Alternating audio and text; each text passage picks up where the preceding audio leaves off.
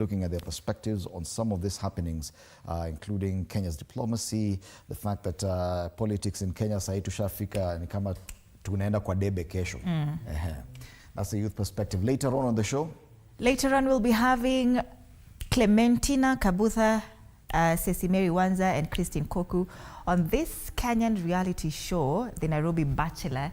Now you see it's interesting sababu, they're trying to depict that Nairobi men look beyond physical appearance, which is so ironical because right now I hear there are so many complaints about colorism in Kenya. So tumefika hapo. Wow. So I'll be asking those questions today. Something to look forward to. Plus, do stand by. Our weekend Q, Bansi Kimuyu, will be here alongside Anne for that conversation.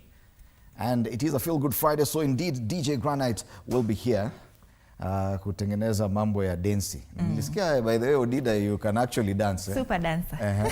Msanii alipwe. At least in comparison to one Stanley Nyaringita. Koma kabisa. Kombele kiasi. All right, so we took a look at the local dailies, and we'll be back to take a look at this in depth because these stories are very deep. Let's go to Uganda. And we have the Daily Monitor there. So the main headline is about schools relaxing cutoff points, and they say many schools have lowered the points required for learners to join secondary school, partly due to few distinctions scored by candidates in and around the capital, Kampala. So apparently they're not performing very well when it comes to primary school. So secondary school wanasema ni sawa tu, tutaweka chini. Kama hapo ndo mmefika, tutafika level yenu. Matters education given prominence there. But then the story of, do we call it of the century? The story that is making headlines in the region, and this has moved not just from within East Africa, now it's going even to South Africa. You can see this South African President Cyril Ramaphosa there on the front page of this paper. On DRC, Kagame dares South Africa. Aliwaambia mkileta vita tuko sawa. Hata sisi si ati tunaogopa hiyo. So now this has given rise to an online war between South Africa and Rwanda. Na kila mtu anajaribu kupaint their military as, and you wonder, do you understand what you're doing? Stalking a military, an all-out war between two nations currently. The crisis in Goma is already problematic enough. We do not need anything more beyond that. But Paul Kagame, the president of Rwanda, is not a very happy man. He said he spoke to his South African counterpart na aka allude to the fact that ni kama alikuwa na threaten. Hizo threats amesema si hatushtuki ati threats. Tumezoea. He was very mad, by the way, yesterday. That's a Daily Monitor. Still in Uganda. New Vision schools lower cut-off points, same story. And they say boarding sections in UPE, USE schools to close. That's the top story there. And ESC leaders call for ceasefire in DRC. A very brief mention of that. Yeah, remember they declined whatever, that meeting that was called by Tshisekedi was the only one who didn't show up. The rest of the presidents were there. It was virtual. And Bobby Wine promoter Menendez jailed for 11 years. That story is on page 24. Find out more. Museveni commissioning a skilling hub in Lango is also there on the front page of this paper, and they continue paying tribute to this military man, Brigadier General Oluka. They call him the unmatched spy. He passed on earlier this week. All right, that's as far as Uganda is concerned. Tuingie Rwanda. Hawa sasa ndo wanaelewa hii story proper. The New Times. What does the capture of Goma mean for M23 group and their grievances? Yes. That is the question there. The good thing is that you see President Paul Kagame insists that this whole debate is being taken out of context, that people are not really understanding what the conflict is about, and each country has its own idea about what the problem is. So he says he understands exactly where the genesis of the problem, and if at all it could be addressed from that point, then it would work. So in Rwanda, if you get to read this paper, they're actually telling you the genesis of the problem and what the M23 capturing Goma really means for that region. So it's something totally different. But you'll realize the New Times in Kigali, the entire front page is about stories from the Goma crisis. So that is the main headline, a very long sentence. This year they say the group is fighting against a systematic persecution that has been meted out on Kinyarwanda speaking Congolese. So this is an attempt to explain what exactly the crisis is about. You'll not get this anywhere else. Yeah. It's on page 3 of the New Times. Close to 300 European mercenaries get safe passage through Rwanda. And we see them here in this very big photo that has been put here on the New Times. And it's so interesting. 300 European mercenaries. Yes. Rwanda imekuwa safe haven, even for some people from Congo. Yes. Yeah. What happened is that they surrendered to the UN peacekeeping mission there, and they were given, they were handed over to the M23 rebels who moved them to Kigali. Kaambua muende mpande na murudi kwenyu. We don't want to see you here. Yeah. Other quick highlights still on the Congo crisis. A chronology of events before and after M23 entered Goma. That's what I'm saying. Today, this paper is dedicated to just explaining to you what the problem is about. Usikue tu ati, don't be deluded. Delulu is never the Solulu. EAC leaders urge DR Congo to engage with M23 rebels. Na meka hiyo picha ya hiyo virtual meeting. Unaona hapa kuna black mbili, kuna watu wa kushow up. Yeah. Yeah. So the New Times in Rwanda is just about the Goma crisis. Tuingie Tanzania.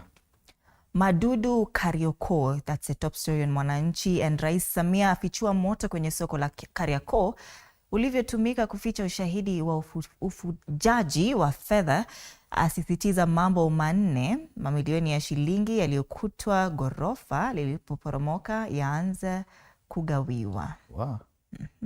That's a very long So it was story. actually, what they do in Tanzania is that they give you the entire story here. After you read this, you don't need to go to page 2 and 3. You know the entire story. So kuna mamilioni ya pesa ilipatikana kwenye ghorofa iliyoporomoka baada ya fedha kuibiwa. Kulikuwa na moto kule Kariakoo. Ndio wanaita madudu. Kuna mambo mengi sana yamefichuliwa na ule moto wa Kariakoo. Kagame Ramaphosa watunishana misuli machafuko DR Congo. Now it's between Rwanda and South Africa. Oh yes. Wakiambiana pale tusijaribiane. In a nutshell. Usintishe. Hii mkutano utakwisa. Radi ilivyoacha pigo, wanafunzi 7 wagwa. Very sad picture there of the remains of 7 pupils who died following a lightning strike. Yeah. Hapo chini ni kilichozima uhai wa Sheikh Eid Samia amwelezea, and that story is on page. Is that page there? All right. Pale juu kuna wanahisa benki kicheko, faida zikipaa kwa kasi, na mahakama kuu yatoa maelekezo dhamana ya SHA. I have no clue what I've just read. All right, so these are the main headlines across the region. Matters to do with the conflict in Goma, still a big discussion. And we'll be back to take a look at probably the Kenyan perspective on the same, because we're still talking about it. Sikia kuna fedha pale kwenye kurasa mbele wa hiyo gazeti ya Tanzania, asema wameandika mingi, imejaza kwa gazeti, lakini ukija Kenya pesa chache tu. And we start off with home Nairobi. Highs of 25 degrees today, cloud cover throughout the day. Today it's a very good weather. It will not rain. Kumekuwa kukinyesha jana, kwanza kulinyesha sana. Leo hakuna mvua. Right now it's 14. Enda enjoy mwisho wa mwezi. Leo hakuna mvua. Enda upige sherehe. 25 degrees Celsius is actually very comfortable weather. Yes. Yeah. Let's see what's happening in Mombasa. 25 degrees Celsius as we speak, feels like 28. Sunny intervals throughout the day, highs of 30 degrees Celsius. Comfortable weather as well. And as far as precipitation is concerned, nothing from that perspective. Still in Kenya, tuangazie pale Naivasha. MPs have been in Naivasha for their pre-session summit. Ndio hapo wameambiwa mpaka wako na machozi ya mamba, crocodile tears. Some of them have been singing the praises for this SHIF and SHA now, but yesterday they actually raised concerns. It's actually on some of the front pages, and we'll be looking at that. Some of the concerns they've raised and said, hapa kuna shida. Yes, very interesting. So 12 degrees as at now, highs of 23, still comfortable weather there, sunny throughout the day, 1.0 millimeters precipitation, so no rain. Kule Rwanda, Kigali, because now a lot of news is centered on Kigali and that region. Let's see what Kigali weather is looking like today. 17 degrees Celsius, a bit of sunshine this morning till mid-morning. Then you see a lot of rain for the rest of the day. They do expect 2.5 millimeters of rainfall there. In Goma, where the guns are still sounding, 18 degrees Celsius, rain likely at around 1 p.m. Similar weather with what we're seeing in Kigali. A bit of sunshine in the morning till mid-morning, then for the rest of the day, some rainfall. But chances of rain here are much higher, 4.3 millimeters of rainfall. So that is Kigali and Goma. Yes. Tukuje tuangazie masuala ya traffic. Being a Friday, there's something I had noticed on Thika Road earlier in the morning, and I do hope you can see this area, this region here. This is around, what do you call it, Mathare Mental Hospital. Yeah. Just after the Utali drift, there's something there, must be an incident before you get to the Pangani interchange, because this is not usual traffic. I am not so sure what's happening around there. This region here, oh, technology fails me. Yes. You can see Kwayo Utali drift, something is building up. By the end of this session, probably at 1:30, I'm sure this will have changed. And if at all it sustains like this traffic would really affect people using Thika Road. Yeah. The usual issue around Pangani bado iko, so even if you manage to cross this one, you'll still experience that after. Kiambu Road naona ni kama kuna kitu kidogo hapa. Muthaiga, Murang'a Road, pale matatu ukifika Ngara. Yes. So anyone using Thika Road, please take note. There's a problem around Mathare Mental Hospital before you get to the Pangani interchange. Yeah. Yes. And usiku inaanza, it will get worse. The earlier the better. Let's take a look at the quote of the day.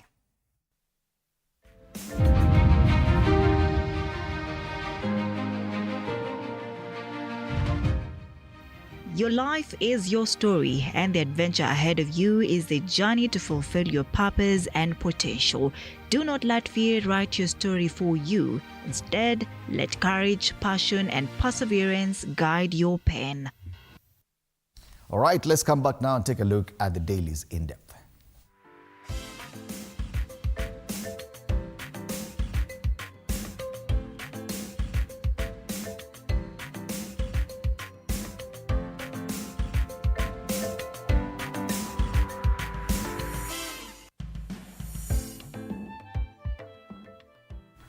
And did you expect this kind of headline on the front page of the Daily Nation? SHA isn't working. MPs now speak up. Finally. Yeah, that's the front page of the Daily Nation. They say, is it a change of heart? They ask. MPs have expressed their frustration with President William Ruto's new health plan, questioning the operational failures of the multi-billion shilling Social Health Authority and calling for a review of the healthcare system. This follows an uproar from Kenyans who have complained over access, costs, and service delivery. Why this is interesting is that some of those people who actually spoke about this are allied to the government. They're members probably of the broad-based government. We have Millie Odhiambo. Says the PS has a vision, but the implementation is a problem. My suggestion is that if this shift fails after 6 months, we go back to NHIF. If you expect that from Millie Odhiambo. Okay, fine, Peter Salasya has said it before. Let's see what Kimani Ichung'wah said. The leader of majority said, the presentation by Mr. Abdi, who's a PS, shows that either those implementing shift lack the capacity or are not qualified to run the scheme. Yeah. That's exactly what we've been saying. Yeah? And now finally the leader of majority in parliament says it. Others there quoted Faith Gitau, Anthony Kibagendi, Dr. Eva Obara, and Peter Salasya there.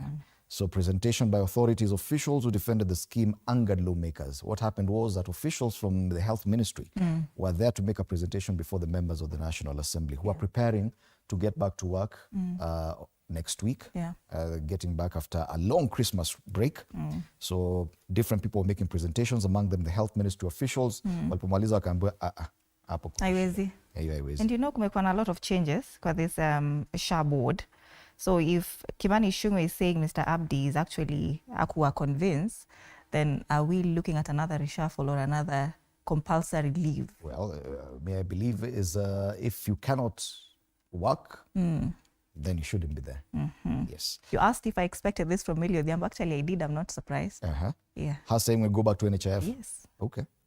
I didn't. She's a very strong defender of the broad-based government. Yeah. Anyway, at least that story is on pages 4 and 5 of this paper. We'll be discussing this with my panelists later. How DRC crisis could hurt Raila's bid for AUC top job. Now, this is the angle that many people are trying to avoid. The elections for the AUC are coming up mid-February, a day after Valentine's Day. It's only 2 weeks from now. Now, this crisis is heating up. It's boiling. Alafu watu wameanza kuambiana mimi usintishe. And what happens with that is that, mimi hata ile kitu nilikuwa nimesema nitakupea sikupei. Yeah. And that could just happen. So they say President William Ruto faces a delicate task as chairperson of the East African community in the Congo peace talks, with experts warning his decisions could affect Mr. Raila Odinga's bid to chair the AUC Commission. With the February 15 AUC elections fast approaching, the current crisis is an acid test for President Ruto, who is racing against time to ensure harmony in the region. This story is on page 10 of the Daily Nation. That's the angle at least Kenya now has moved on to, in as far as the Congo crisis is concerned. Two other quick highlights. Pale juu anasema tragic end for two Mlolongo families as police chiefs Kanja and Amin appear in court of abductions. These two gentlemen were actually summoned, the police bosses, Douglas Kanja and the DCI boss Amin. And they had been ordered to produce the 3 people who were abducted from Mlolongo by the courts. Now, the same day they were appearing in court and they presented themselves physically, then 2 bodies of the 3 were discovered. Very unfortunate there. Professor Bethel Ogot, Kenya's ultimate historian, takes his final bow. Bethel Ogot, probably a lot of millennials will remember, he was a very common figure on TV back then. Very good researcher. Yes.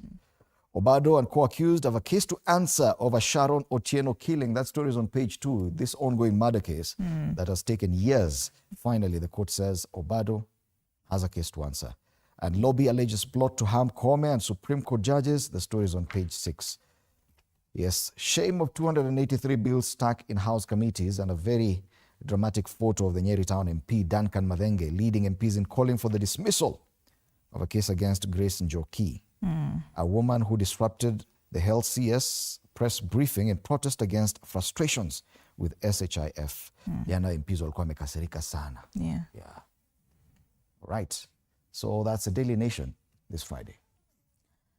All right, Business Daily, tunaenda direct to business. All right, Tycoon Munga fails to block auction of his Britam shares, and billionaire businessman Peter Munga has failed to block the auction of his 75 million shares in insurer Britam of 433.76 million Kenyan shillings defaulted bank loan that has guaranteed one of his companies. Now, High Court Judge Alfred Mabea said that the businessman had no reason to block ABC Bank from attaching his share valued at 604 million as a guarantor because the loan advanced to Equatorial Nut Processors remains unsettled. Yeah. Kenya Power declares first interim dividend in 9 years. Now, Kenya Power has declared the first interim dividend in 9 years, a further boost to shareholders after the firm's half-year profit jumped 31 times to 9.97 billion Kenyan shillings. We have one of the renowned shareholders there, individual shareholders, is the MP for Kiharu. And I think on one of the papers last week, they were talking about how his shares have risen to over 200 million bob worth in Kenya Power. Yeah. It is good times. We have a photo there of Catherine Musakali, and they say in the high echelons of corporate culture characterized by ostentatious symbols, Catherine Musakali's handbag offers an interesting physical allegro of life. The handbag, a modest bijou lump of unobtrusive leather, says so little, it says so much. It says so little, yet it says so much. That story is on page 19. It's a special feature for this particular newspaper.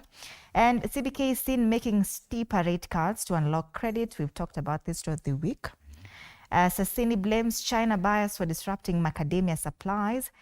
KNH suspends 11 employees over cybercrime theft. Now, Kenyatta National Referral Hospital lost 47 million shillings through cybercrime in the financial year that ended June 2024, triggering the suspension of 11 employees. Okay. Kenyans purchased 37.4 million smartphones. There was a time a report was released and they say, kwenu, watu hawana simu. Nakuru, where we share phones. Yeah. Yet there are 37.4 million smartphones in Kenya.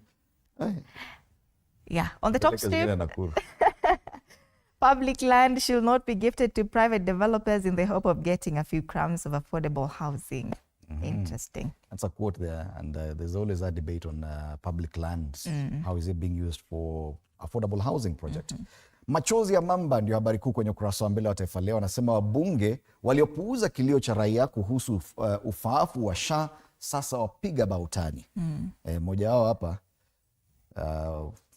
jamaa anaitwa Duncan Maina, ni MP wa kule Nyeri Town. Licha ya kuonekana kushabikia bima ya afya ya jamii SHA mbele ya Rais William Ruto, wabunge jana walichomoa kucha zao na kukemea mpango huo, wakihisi kuwa hautafaa wa Kenya na kuna mengi yanayostahili kufanyika kuimarisha ufaafu wake. Waliegemea upande wa umma ambao umezua malalamishi kuhusu bima hiyo mpya. Finally, sasa wanazungumza kama umma. But will they do something about it? Well, even just voicing it and coming out publicly to voice it, because now this, you see now people are on the front pages. Coming out publicly to voice their opinion on that matter means a lot when MPs actually speak like that. Vidokezo zaidi kwenye ukurasa wa mbele. IG Kanja Amin kotini, mili ikipatikana. Tumezungumzia habari hiyo. Obado ana kesi ya kujibu kotini, na South Africa au Afrika Kusini na Rwanda za kabana ko. Kila mtu ameshika, mimi nda kunyonga. Trump atimua wahamiaji kwa kama mbwa. Waamerika wazawa wapya wameanza kuhisi joto kali la rais huyo aliyeshinda Kamala. Masuala ya spoti, City waponea Liverpool ndani ya 16 bora. Masuala ya vilabu bingwa vile Ulaya. Gazeti la Taifa Leo. People Daily, why Ruto peace mission in DRC conflict flopped. Now, perception by Kinshasa that Kenyan leader is partisan as vested interest in the resource-rich country and affinity to Kagame made Tshisekedi snub EAC talks. And also, you see, the EPNS relate with that.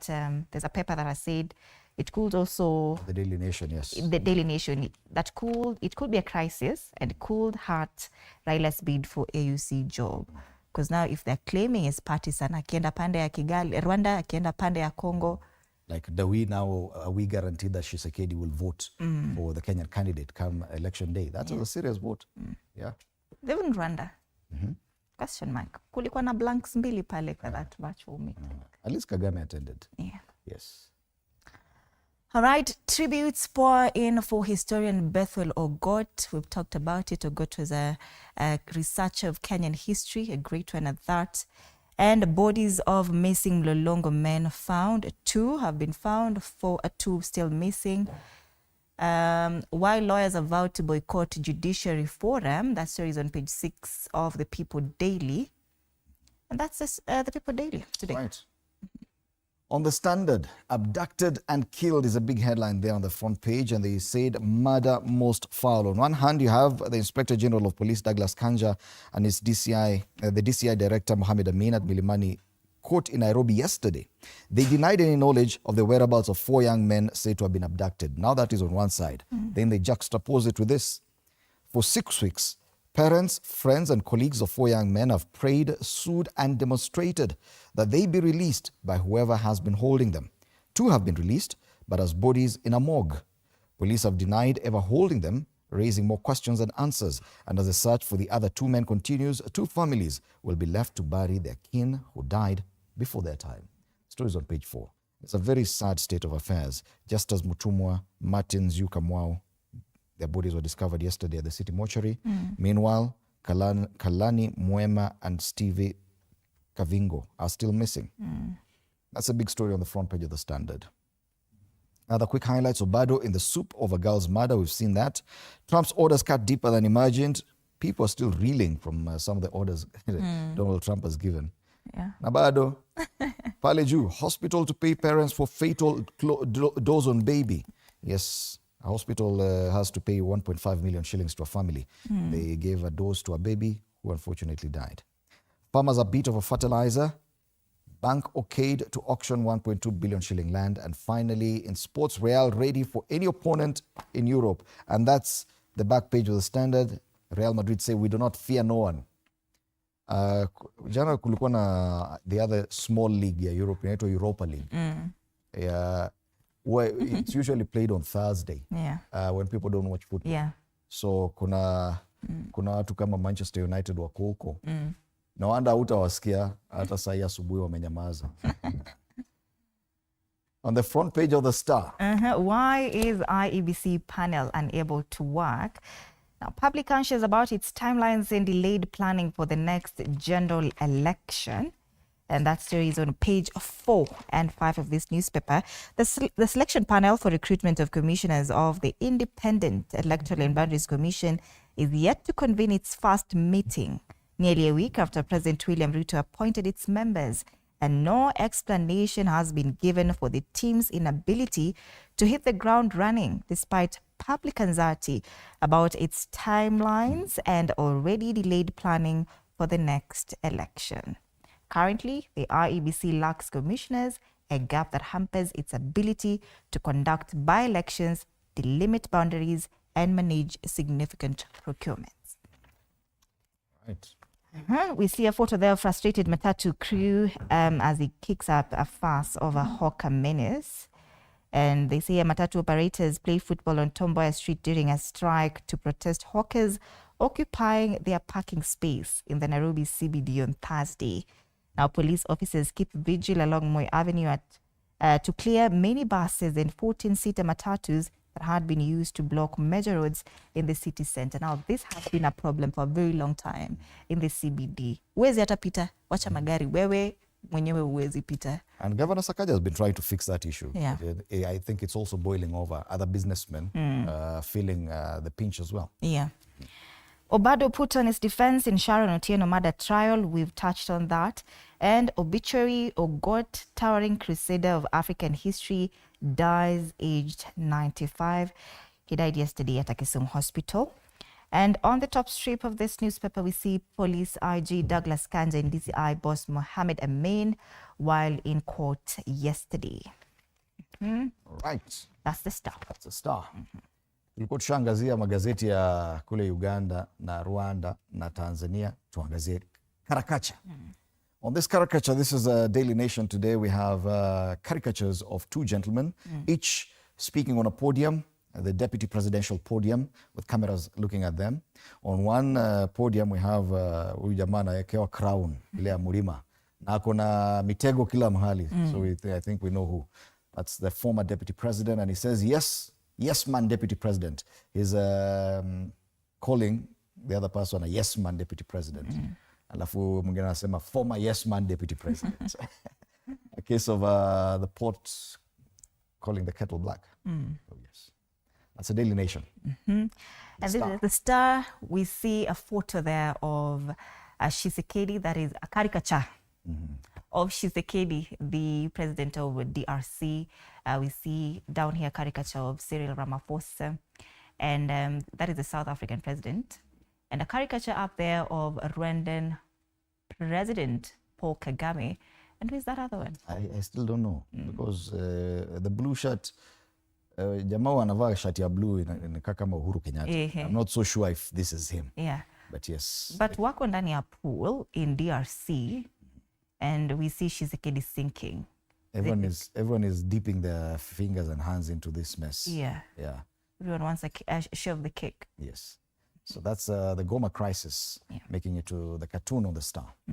On the People Daily, education funding. So we have two students in class, lakini blackboard hapo kuna shimo kubwa sana. One of the students is thinking the whole idea, yani shimo, idea is zero funding. Yeah. These are big debates on education funding. What happens going forward? Yeah. And finally, on the Standard. All right, whose caricature is this, Fred? And he says, even if Ruto doesn't get a second term, he'll have transformed the lives of our young people. And the young people are pictured there saying, and abductions? Yeah, they're wondering, okay, what are you really saying? Meanwhile, they're faced with abductions. And I think this is a caricature of the deputy president because he's the one who's talking about, he was rebutting, or rather trying to talk back at his predecessor. You've seen that in the other cartoon about this debate on term limits, or will President Ruto become a one-term president or not? He's the latest one to talk about it. So that's a cartoon on the Standard today. After the break, the youth perspective. Just looking at these headlines from Kenya's perspective, the youth perspective. So we'll be having a huge panel of Kenyan youth in studio. Do stand by for that. Later on, we're talking matters Kenyan reality show. Kuja tujue if men are really looking past their appearance. Ama wanataka tu appearance lakini hawasemi. It's Feel Good Friday. DJ Granite will also be with us later on with Bansi Kimuyu. So do stand by for that. But on social media platforms, interact with us at TV47 Kenyan, Facebook and YouTube. TV47 News KE on X. My handle is at @Ann_Odida. The hashtag is Morning Cafe. My handle on X is at Freddy. Stay with us.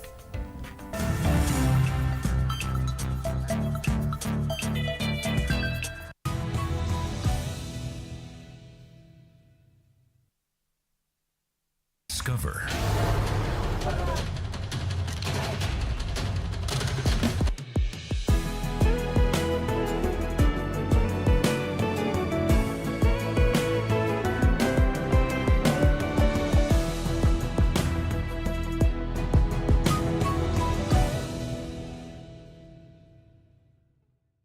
Are you ready to elevate your business game? As long as you're earning something, there's always that opportunity to save. And you start with where you are. Kama wewe ni mfanyabiashara, huwezi kaa bure, unajipanga taratibu vile inavyofaa. Join us each week as we dive into the stories of the world's most driven entrepreneurs. When you pay attention to detail, you get luxury items. The Grind, where business meets brilliance. Tune in every Monday at 7:30 p.m. because your business deserves the best.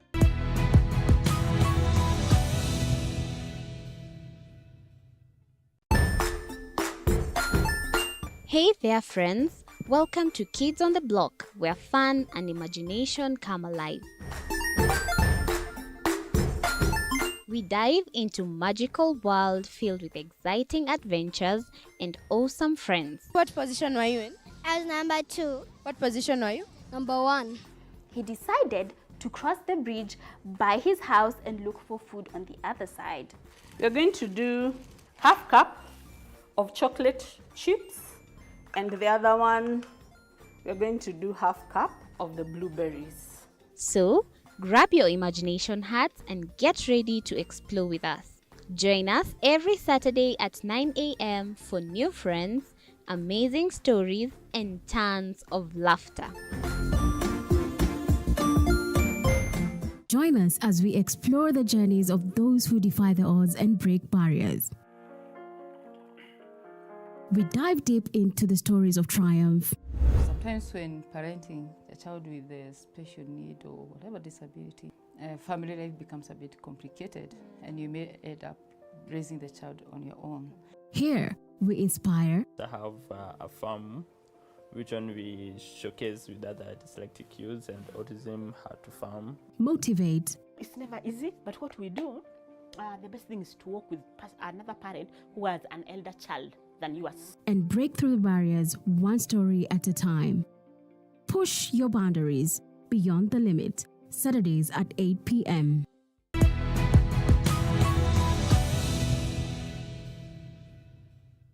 Jiunge nasi tunapoangazia safari za viongozi bora.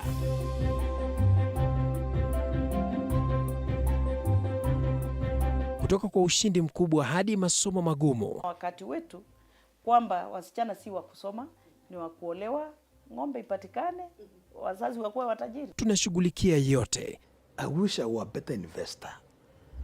My parents taught me how to look for things for myself.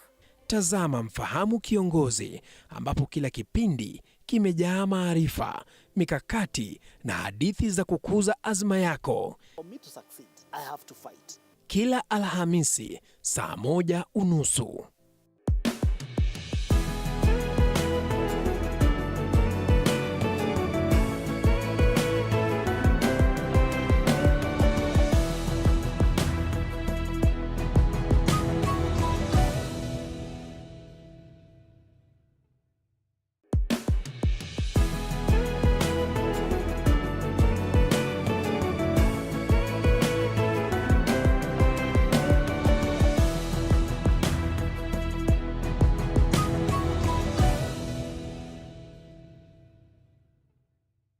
you ready to elevate your business game? As long as you're earning something, there's always that opportunity to save. And you start with where you are. Kama wewe ni mfanyabiashara, huwezi kaa bure, unajipanga taratibu vile inavyofaa. Join us each week as we dive into the stories of the world's most driven entrepreneurs. When you pay attention to detail, you get luxury items. The Grind, where business meets brilliance. Tune in every Monday at 7:30 p.m. because your business deserves the best.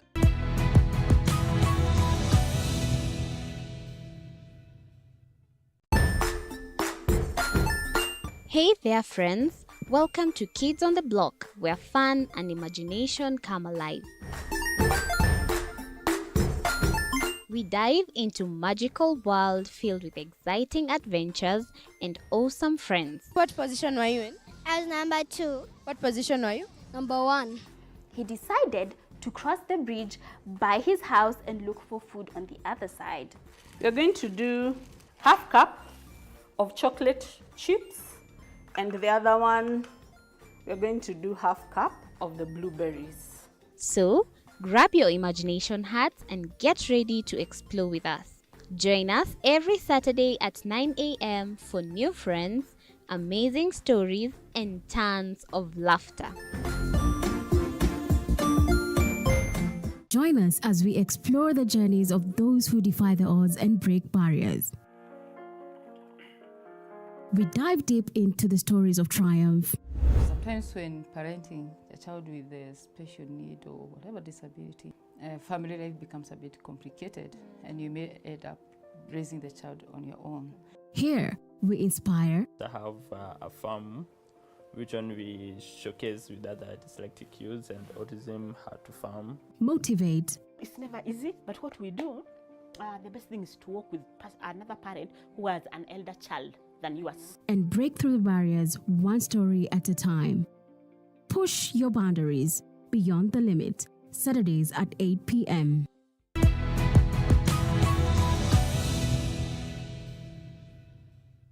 Jiunge nasi tunapoangazia safari za viongozi bora.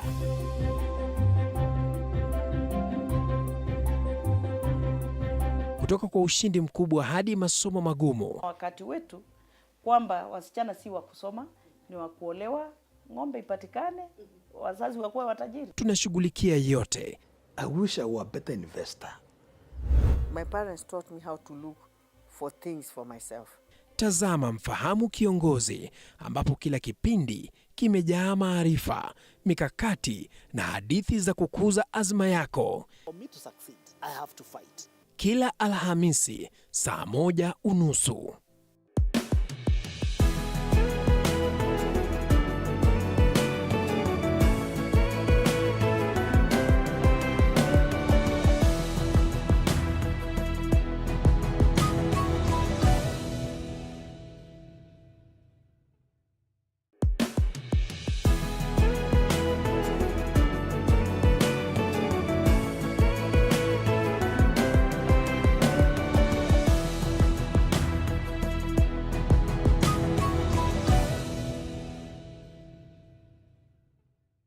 Are you ready to elevate your business game? As long as you're earning something, there's always that opportunity to save. And you start with where you are. Kama wewe ni mfanyabiashara, huwezi kaa bure, unajipanga taratibu vile inavyofaa. Join us each week as we dive into the stories of the world's most driven entrepreneurs. When you pay attention to detail, you get luxury items. The Grind, where business meets brilliance. Tune in every Monday at 7:30 p.m. because your business deserves the best.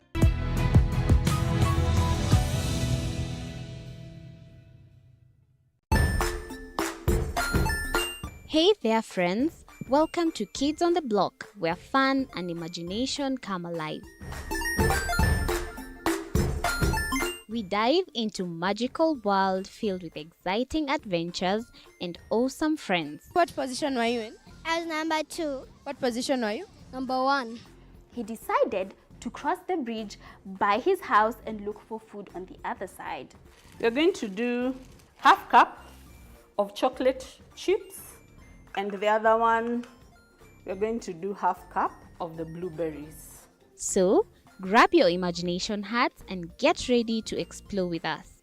Join us every Saturday at 9 a.m. for new friends, amazing stories, and tons of laughter.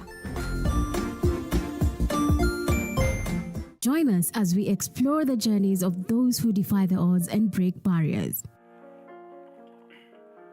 We dive deep into the stories of triumph. Sometimes when parenting a child with a special need or whatever disability, family life becomes a bit complicated and you may end up raising the child on your own. Here, we inspire. I have a farm which one we showcase with other dyslexic youths and autism, how to farm. Motivate. It's never easy, but what we do, the best thing is to work with another parent who has an elder child than you. Business deserves the best.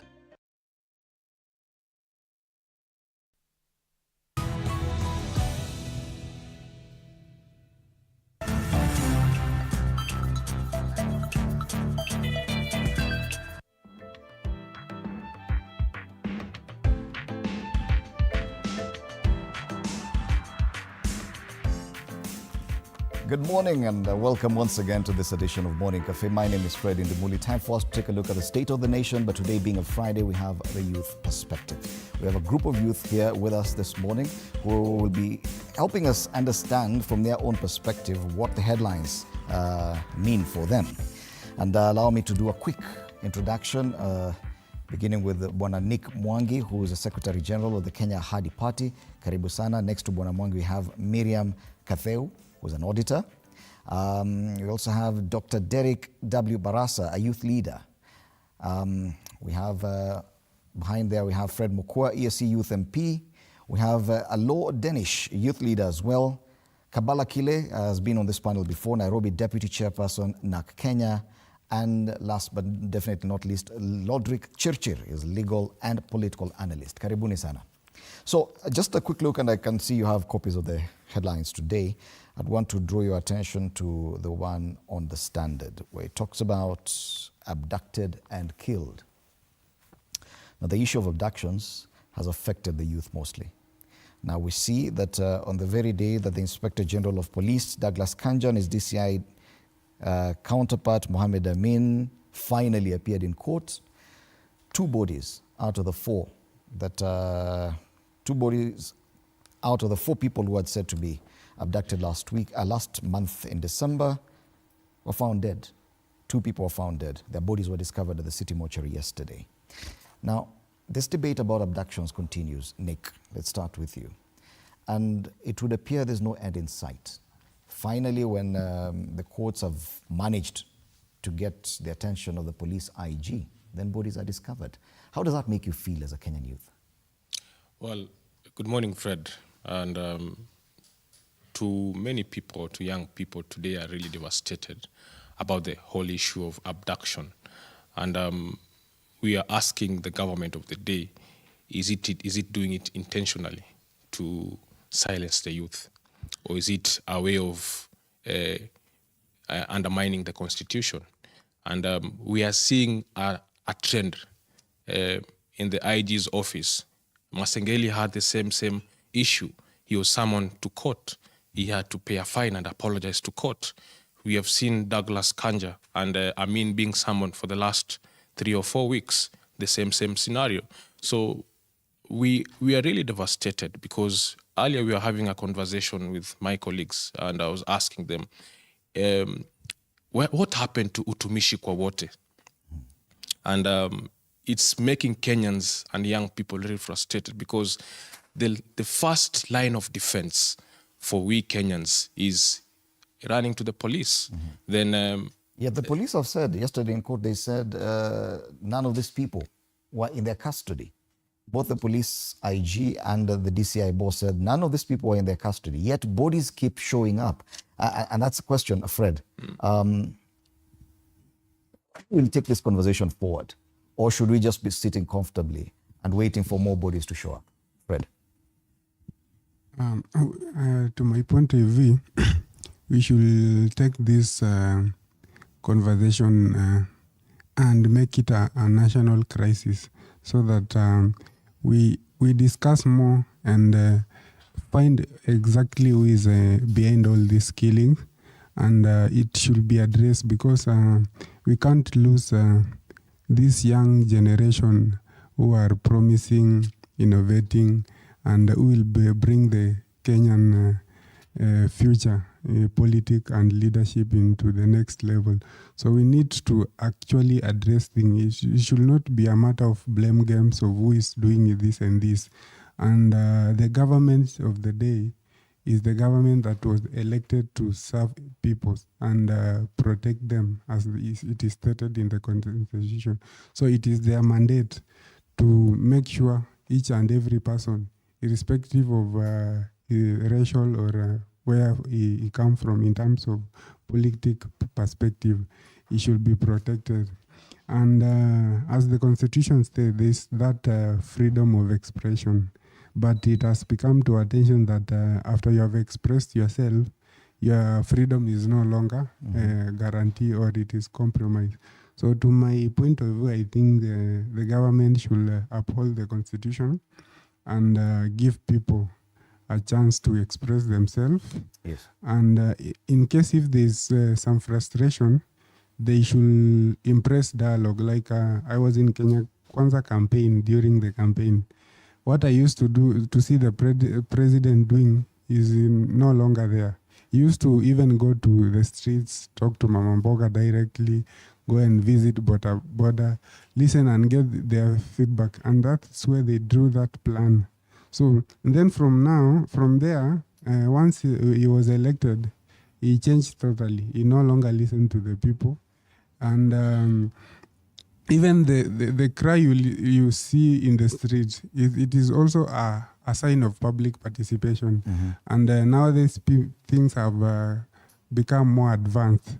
So, and people can express themselves through social media and those social platforms. Okay. So I think the problem is where the president should need to take charge and listen. But even before we get to the president, because we have the police IG coming out and saying, these people are not in our custody, and the DCI boss, yet bodies are showing up, Miriam, and you wonder, so what next? Who can be held responsible if the police say they have no idea where the bodies are showing up from?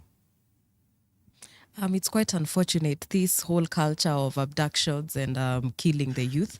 I'd wish that we'd see a government that can take accountability for its actions. I will point you to their manifesto and their commitment when they were talking about ending state capture. I think during the campaigns of Kenya Kwanza, they were so, very jazzed and gagged about how they are going to shift this whole abduction culture and it would end with the previous regime. I will point something out to you. Their commitment as Kenya Kwanza in strengthening leadership, accountability, and depersonalizing our politics included somewhere where they say they'd establish an engagement platform similar to the defunct Economic and Social Council, which will recognize and engage micro, small, medium, and large business owners, civil society, faith-based groups, youth leaders, women leaders, and others to address the cohesion and inequality challenges of the country. This was such, a very big promise to the people of Kenya. Some people bought into that idea. Some people bought into, the possibility of change based on how they were committed to do it. But what are we seeing? A 360. It's like the people who are campaigning to hold this office to bring this change are very different from the people who are enacting this. But listening to you and listening to the first three speakers here is like you are very quick to blame the politicians. There's a police service which is independent. The police IG is someone in court and the DCI boss is someone in court, and they come and say, these people are not in our custody. And okay, fine, it would appear we're exonerating them from responsibility and we're just saying it is the politicians and their manifesto. Kabala, are we looking in the wrong direction? Remember, these are appointees of the government. So to me, this is a joke and a mockery of a government, a failed state that cannot take, that doesn't value its future to the youth. We tell them we're being abducted. What are you going to do? What do? Instead of investigating, instead of listening to us, they go and change the roof at State House. What do? You listen to the deputy president saying that in just 2 years, this government has achieved more than what Kibaki did in 5 years. What did Kibaki do and achieve in 100 days in office? First 100 days. He stopped state torture and abductions. Akafungua Nyayo House. That is someone who values the security of his citizens. With this government, IPOA says they can't investigate. The police say they don't know. So who are we supposed to go to and ask? You know, the government cannot, the buck stops with the government. Okay. So you lay it squarely on the president or the government of the day? Squarely to the government of the day, the president and parliament. Should we ask more questions to probably Dr. Derek? Should we ask more questions to the police, the security agencies? Or do you agree with the rest of your team members that this is all political and the buck stops with the president? That's a very big question. And well, before I say anything first, I'd like to condole with the families of the two lost Mutumo and Mwao. And it feels so bad to lose a son, breadwinner, father, brother. But also I'd like to congratulate and appreciate the work of the Fourth Estate in pushing for stories around all these people, and I pray that the missing persons will be found. Issues of abduction and all these things have been existent since independence, before independence. They are a thing that are not alien to our politics.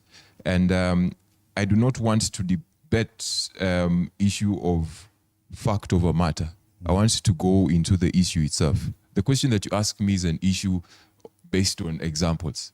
Is when we talk about abductions today, without providing the real diagnosis and emphasis into the real issue behind the scene, which is the issue that government cannot provide security to its citizens, or two, it is deliberately doing these abductions, then we cannot curtail the whole issue at large.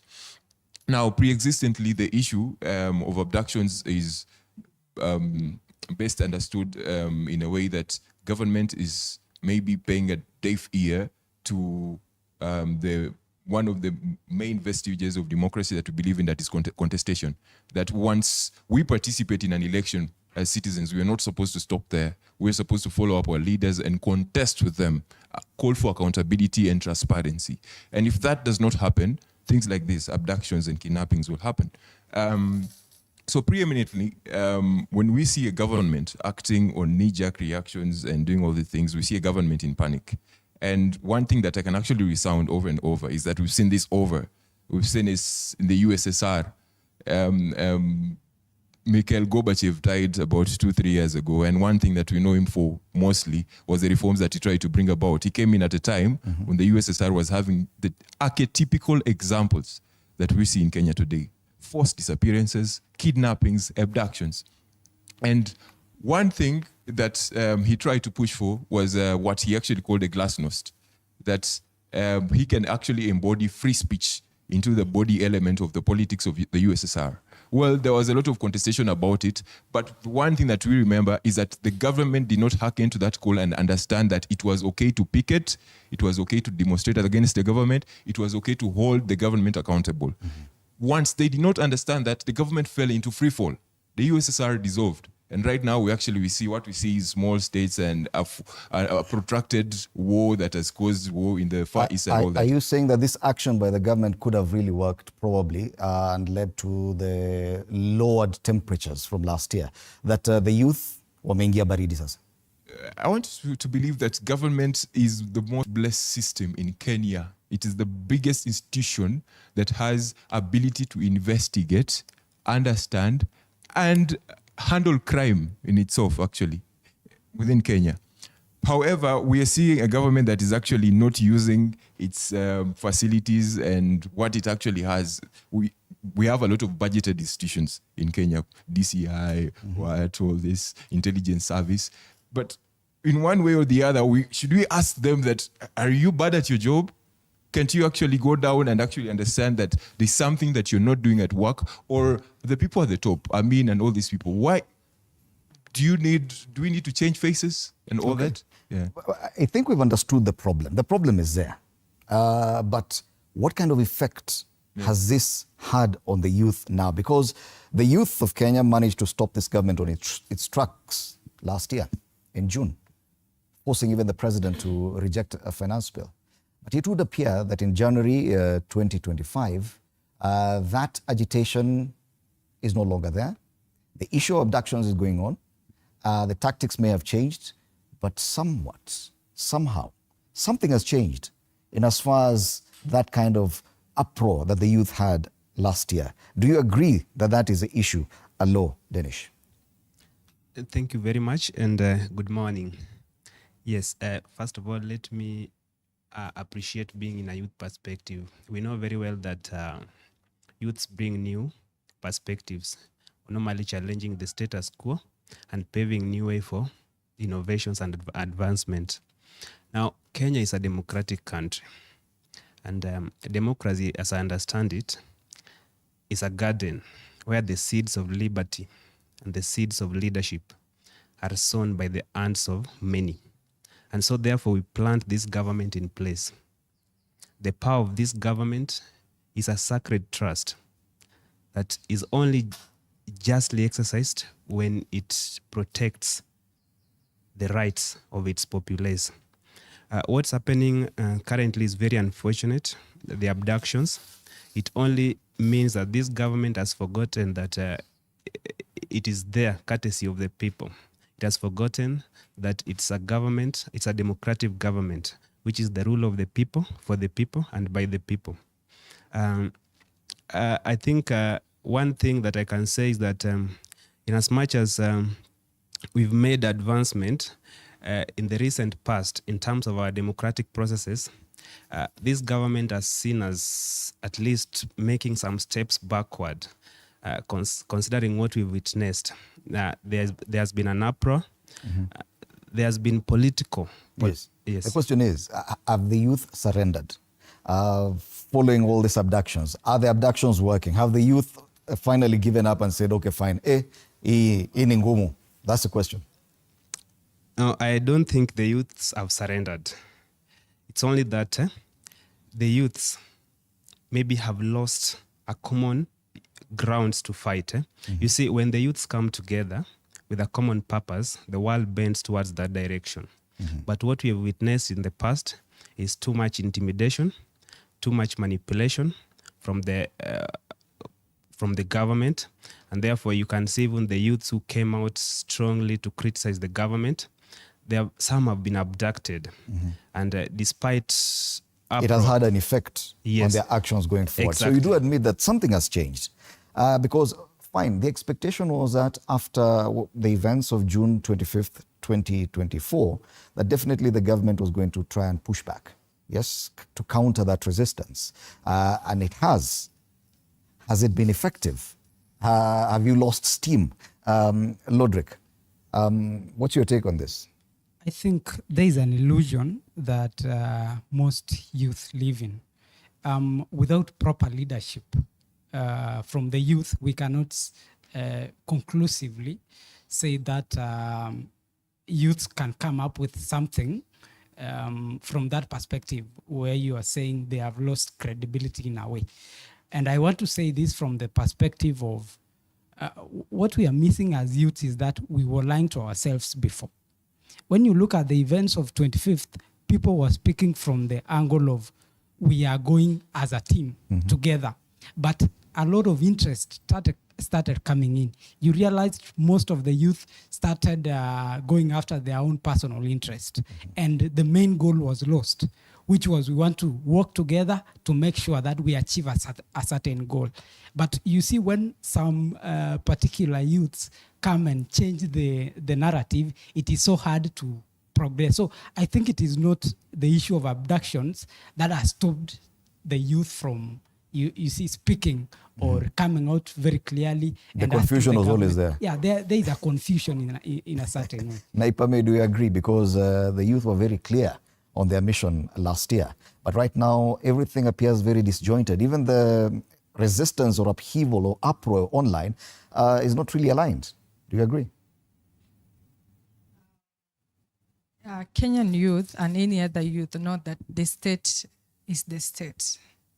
So the state cannot be run the way youth run their parents, because they're educated and because they believe what they want is what is important. And I think it's the right time, because it's 2025, is a new year, that we as young Kenyans, we need to understand that a government can only operate in a state of equilibrium. We cannot put an imbalance to the leadership of the day just because we're young people and we claim to say we're educated, we claim to say our rights are more rights than the rights of the rest of the people, and we expect things to work our way. It doesn't.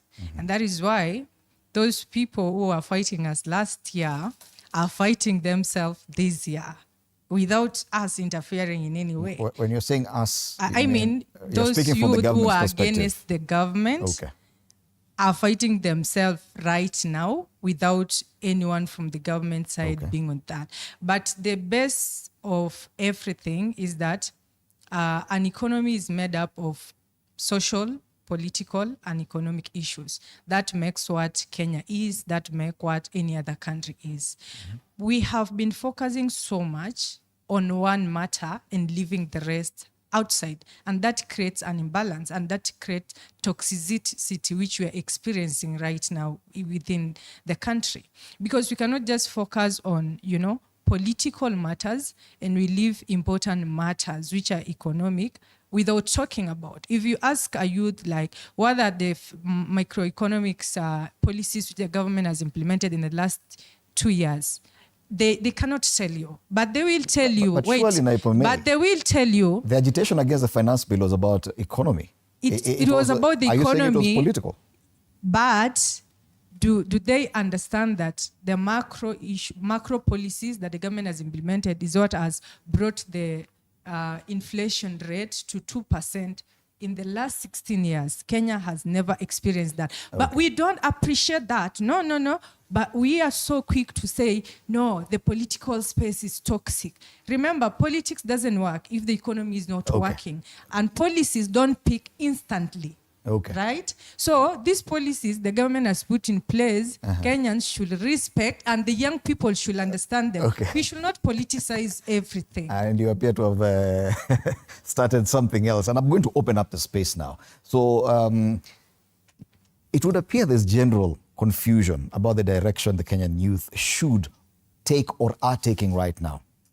Do you agree that there is confusion generally? Nick? Do you have a microphone?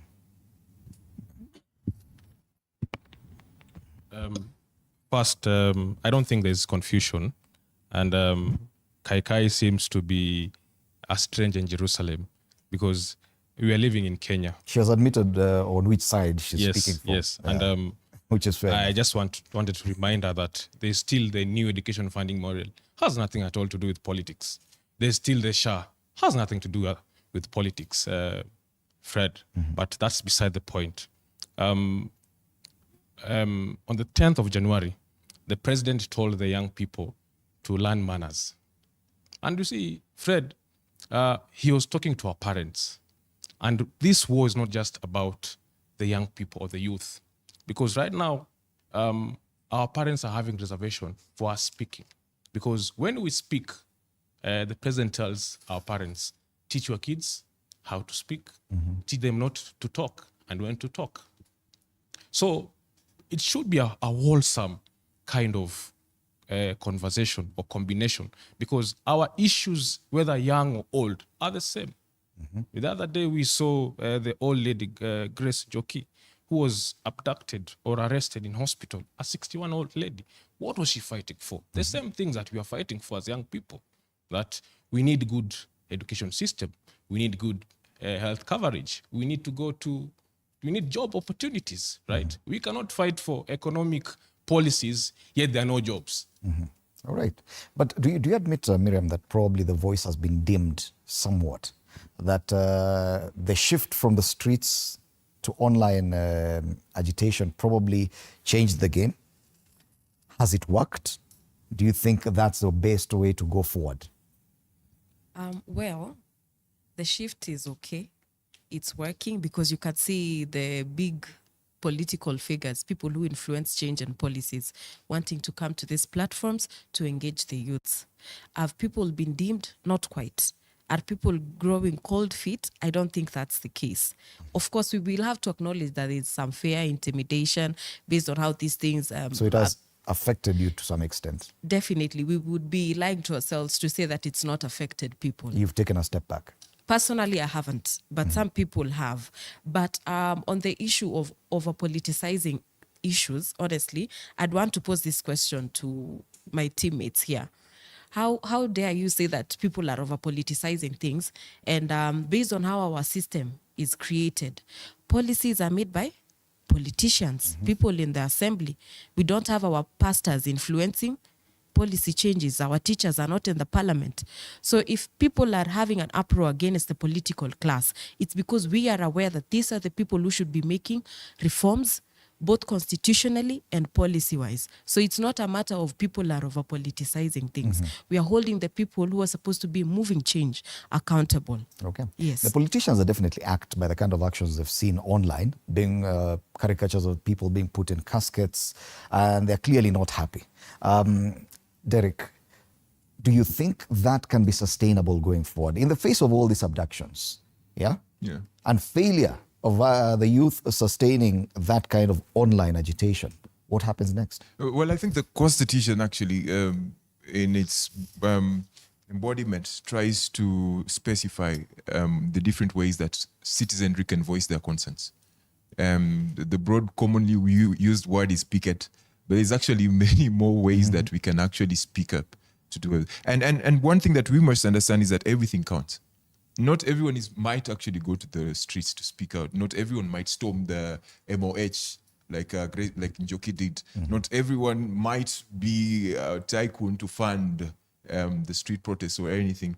But everything counts. And actually what the young people are doing is that they're using the sufurias that they have on their heads to speak up.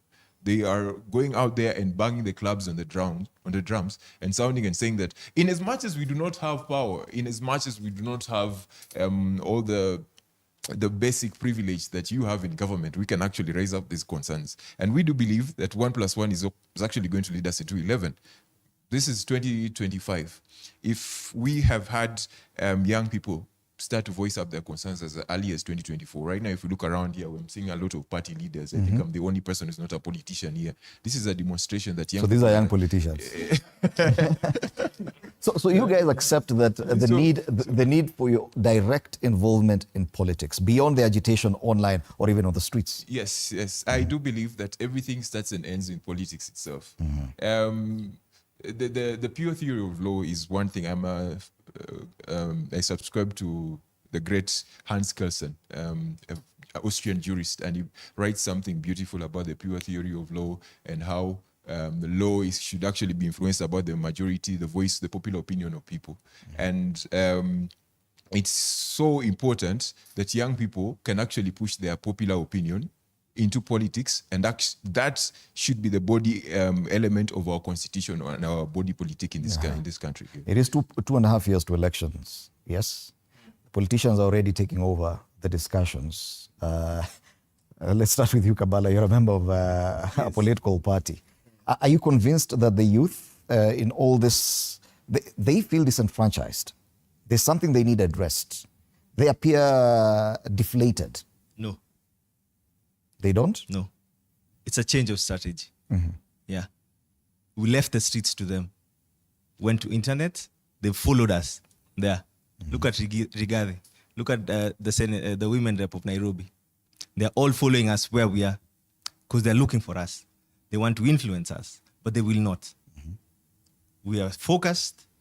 We still know that what we need. Focused towards what? Focused towards accountability, transparency, and honesty.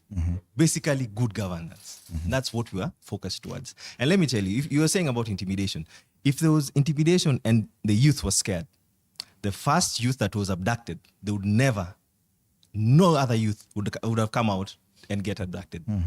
Because tungeogopa turudi nyumbani. How many have been abducted? How many have lost their lives fighting for this liberation? The third liberation.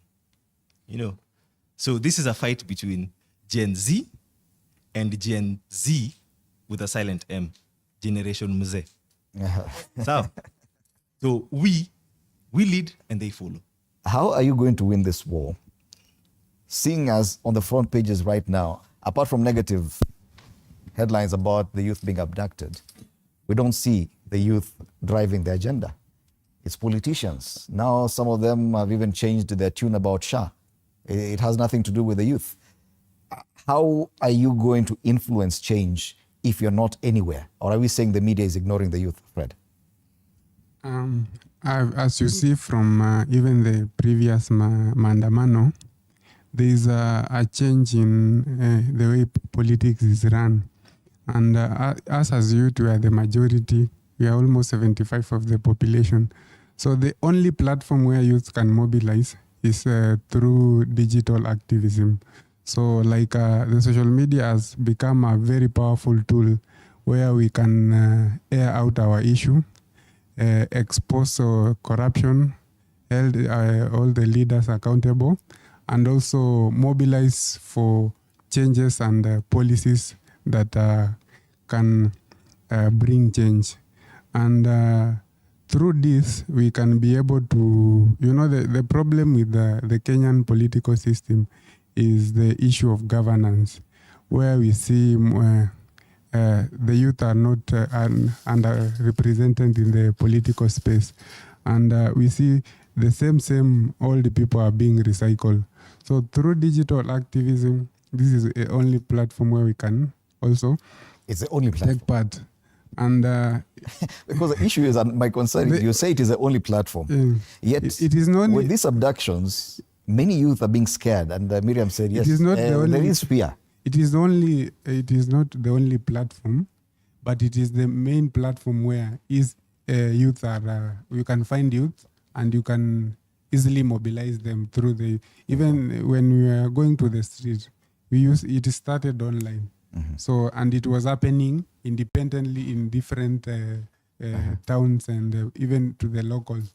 So digital activism is the way to go, because we see also youth we are disadvantaged. We don't have those resources to mobilize, do ground things. So there's a challenge there. Because if you had the ICT CS, the new CS for ICT, saying that they could actually consider some of these options, including shutting down the internet or shutting down Facebook. If you say that that is the only platform that the youth can engage in, do you agree that probably there's a risk that very soon the youth will not have a voice? First, there is that risk, but I want to say it's not the only platform. I want to give an example of the 1990s, when some of the current old politicians were youths. There wasn't that vibrant internet as we have it today, but we had Sabasaba. The youths then, they went to the streets. The young people went to the streets. And indeed, they brought a change. There was a repeal of a single party to multi-party democracy. There was actually introduction of IPG, which ensured that the president could only stay 2 terms. Whatever the government does to try to subvert the will of the youth cannot help. The only thing they can do is to address the concerns of the youth. You see, what we are missing today is an equilibrium between the political class, the wisdom of the old and the strength of the youth. They say when the wisdom of the old meets the strength of the youth, the society achieves equilibrium of growth and development. Currently, those things are moving at 2 parallel directions. The youths are young, energetic, and vibrant, and they want a good governance. They want a working economy. They want to feel it. They don't want rhetorics. While the old want to use youths to actually laud what they are doing. That's why I want to disagree with my sister behind me, that it appears as if we are not appreciative of what the government does. No, that seems like saying we are not patriots. But a patriot's heart beats with the love of justice, not blind allegiance. Where the government goes wrong, we must correct that the government is wrong. But probably it's a different strategy that Naipame has opted for, that if you can't beat them, join them. Naipame. Actually, by the way, the government is not intimidating any youth. It's the youth who are intimidating themselves. What do you mean the youth are intimidating themselves? Because, like, come on, the constitution is very clear. You are allowed to criticize the government because you are the one who gave them the right to lead you, right? So the government is not after saying, because these youth are agitating, we need to eliminate them. No. The government is saying, okay, criticize us, fine. Give us also better options. Don't just always be lamenting, because even in the Bible, in the book of Lamentation, the Israelites were told the Lord doesn't like people who lament every day without appreciating anything or without giving solution to the challenges. So as you said, are the youth ready for political dynamics in 2027? All I can say is that there have been a lot of things going out there. I haven't seen a young person being proposed by, quote unquote, what Fred has said, I'll use it. He has said young people don't have resources. And you've seen people who have resources are the one coming up. So I will ask the youth, for me, I know who is my candidate 2027. It's President William Ruto. For those who are looking for a young presidential candidate, I'm asking them, are you waiting for the tycoons to come and find for you one and tell you this is an option against I have a question, Ruto? May. Now that you're working from that side and you're a youth and you're saying that even the young people should give the government options and solutions, you are already there in government. Is your voice being heard? Are you offering any solutions that anyone is speaking from there? Yeah, my voice is being heard. As I said, I'm an economist. So are you disagreeing with the rest of the youth on this panel that there are problems that need to be addressed? From where you sit, there are no issues? So the issue that we have is not that we are not all fighting for the same thing. The government is fighting for the same thing. The Kenyans are fighting for the same thing. The issue that we have is the timeline, because the young people feel that if we say this is wrong today, it has to change tomorrow. I'll give back this and ask someone, even in your family, if you have issues within your family, does your neighbor who is a father or a mother comes and say, I've seen your child has issues, let me take over, let me handle this issue because I think you don't handle it. That's exactly what you're trying to tell the government, to tell them that you have raised issues and you don't know how to handle it, leave us to handle it. Let me tell you that things take time. Okay. Someone talked about the new finance model for education. Anything new has a probability of having challenges. It's the reality. It's not the internet. It's not Hollywood where you act. Okay. So the new finance model, yes, we agree, it has challenges, and that is why it was even taken to court. And the government respect the constitution. The court process was done, and the government appealed and said, give us a second chance to modify the parts which are not working. We accept the failures. We accept that there are challenges, but we will not sit down and accept that we will do things within a snap of a finger. What's your perspective on that? In my opinion, I think the problem we are having as youths online is that there is a lot of misinformation and disinformation. And as youths, if we were to face the problem and handle the problem properly, is if we started discussing facts and not propaganda. You see, the problem we are having online, especially on X and these other social media platforms, is that we are no longer criticizing government based on facts, based on principles, and based on issues. We are rather on this issue of abductions, there are facts. Two bodies were discovered at the city mortuary. When the government and the security agencies are criticized on something that is so factual, do you call this propaganda? I think we should separate issues from the issue of abductions and the issue of economic principles. Abductions are one of the problems that the youth are complaining about. Exactly. Youths are complaining about abductions. But did abductions begin yesterday? They have been there since time immemorial. Let me give you a very good example. Does it make it right? Let me finish. Let me finish it. You see, advanced countries like US, the most democratic countries in the world, had to close down a certain social media platform because of disinformation and misinformation. We are not saying there are no abductions, and we are calling the government to make sure that all abductions are investigated and that those who are found culpable of that should be brought to book. Okay. But also we should start there's a lot of upheaval. Let's talk about facts. They're saying we talk about facts. Yes. Let's talk about facts and show how this government is insensitive. Kibaki, once he was sworn in, December 28th, 7 days, education, ilikuwa free. This government, capitation this year was supposed to be 96 billion. The first half of this year, they're supposed to give out 48 billion. They only gave out 19 billion. Now, Bellion, Kipsang is saying they've added another 15 billion. That only adds to around 37. The capitation per student is how much? 22,000 per year. How many days do we have in going to school, learning? 180 days. That gives you only 120 shillings per student per day. That's for the food, equipment that you're going to use in school. And remember, there was Professor Raphael who gave the task force that gave a minimum essential package that said pre-primary, 70,000 per annum. Primary, 500,000 per annum. You know, this means things that you use in school so that you can access quality education. What has this government done? They haven't given the education funds that they're supposed to give to education. Look at the banding system. You have families that earn 6,000 and below. They sponsor you 75,000. They give you help of 75% scholarship, 25% help, 5% you pay. Granted, yourself. that is under review now. You know, yeah, it's under review, but that's what they passed.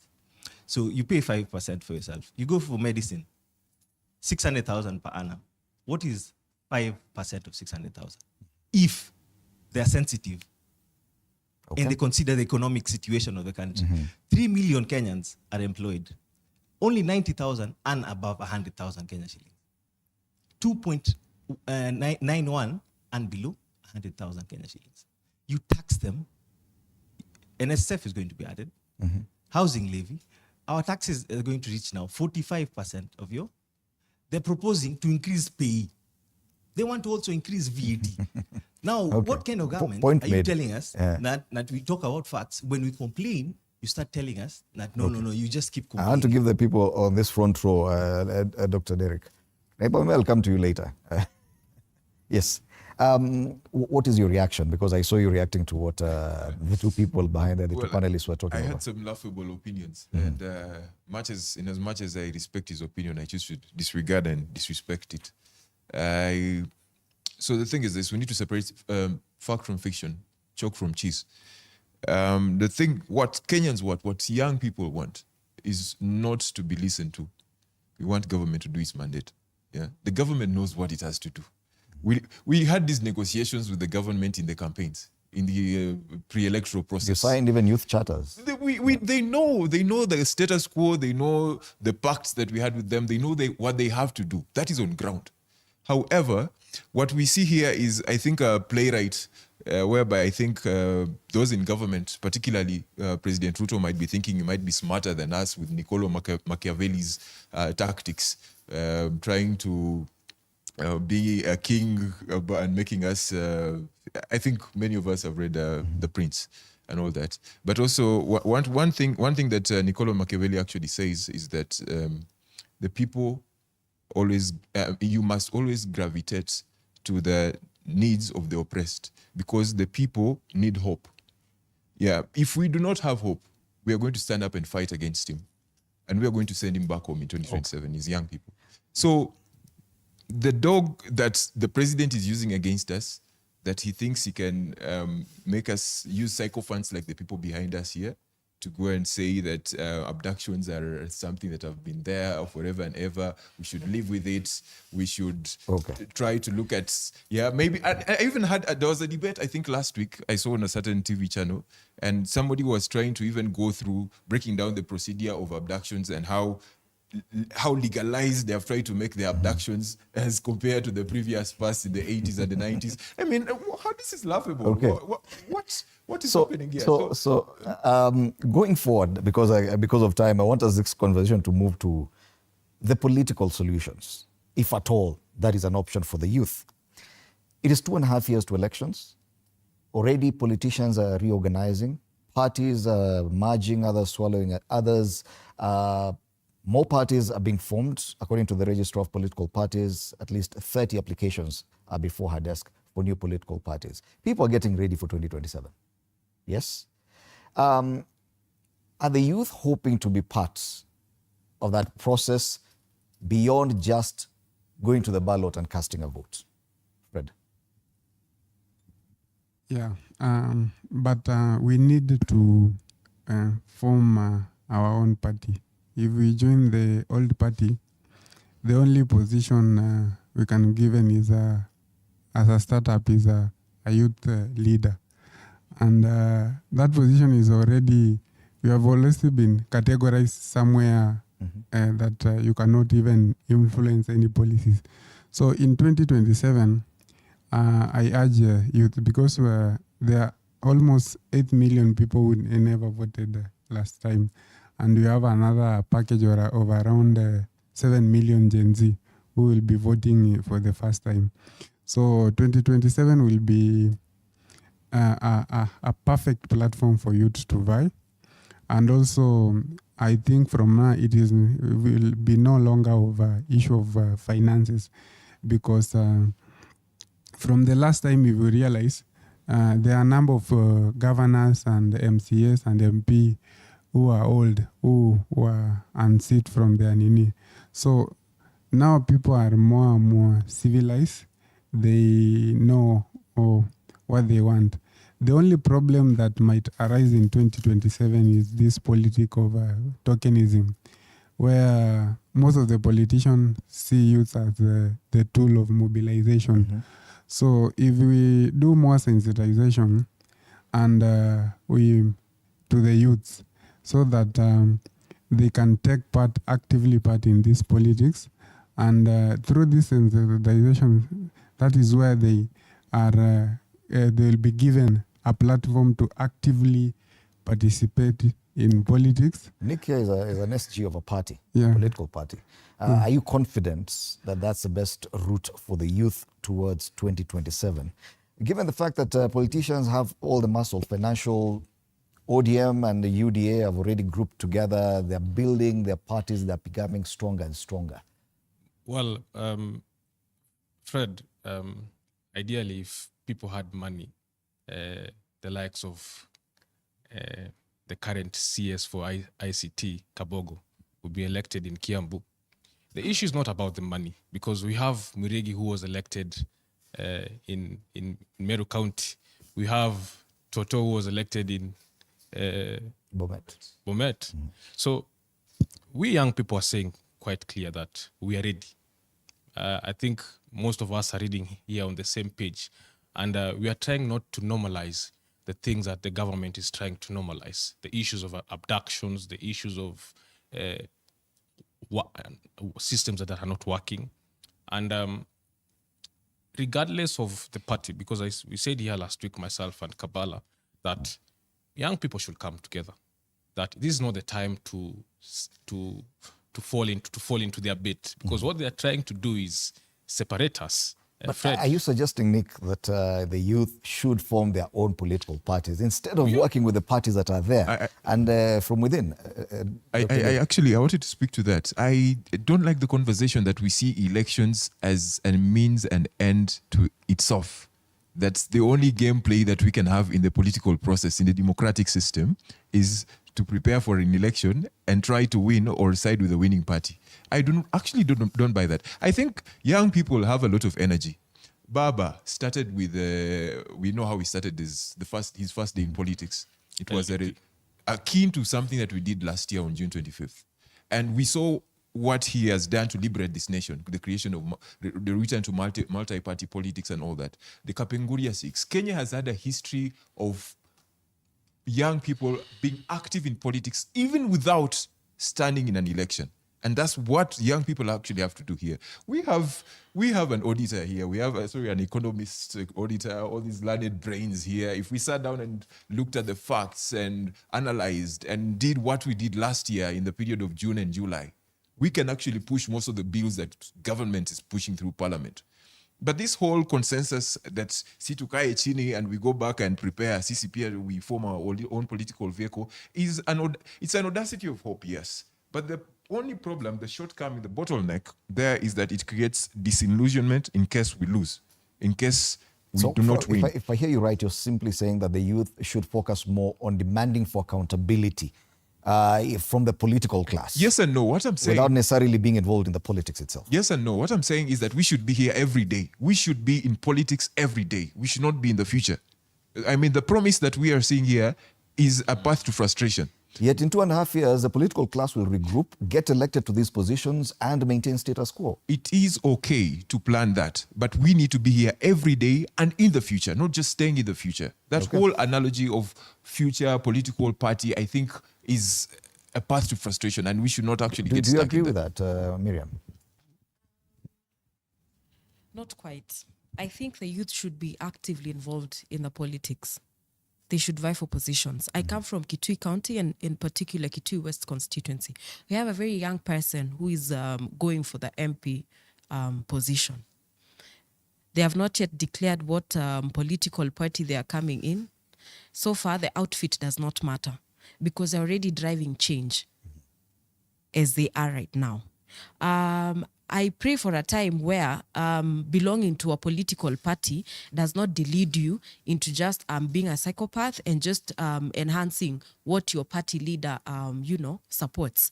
I'm looking to a time where, as a youth, you are belonging to ODM, but if you really disagree with policies, you're free to disagree with them outrightly and call out your leaders around the same.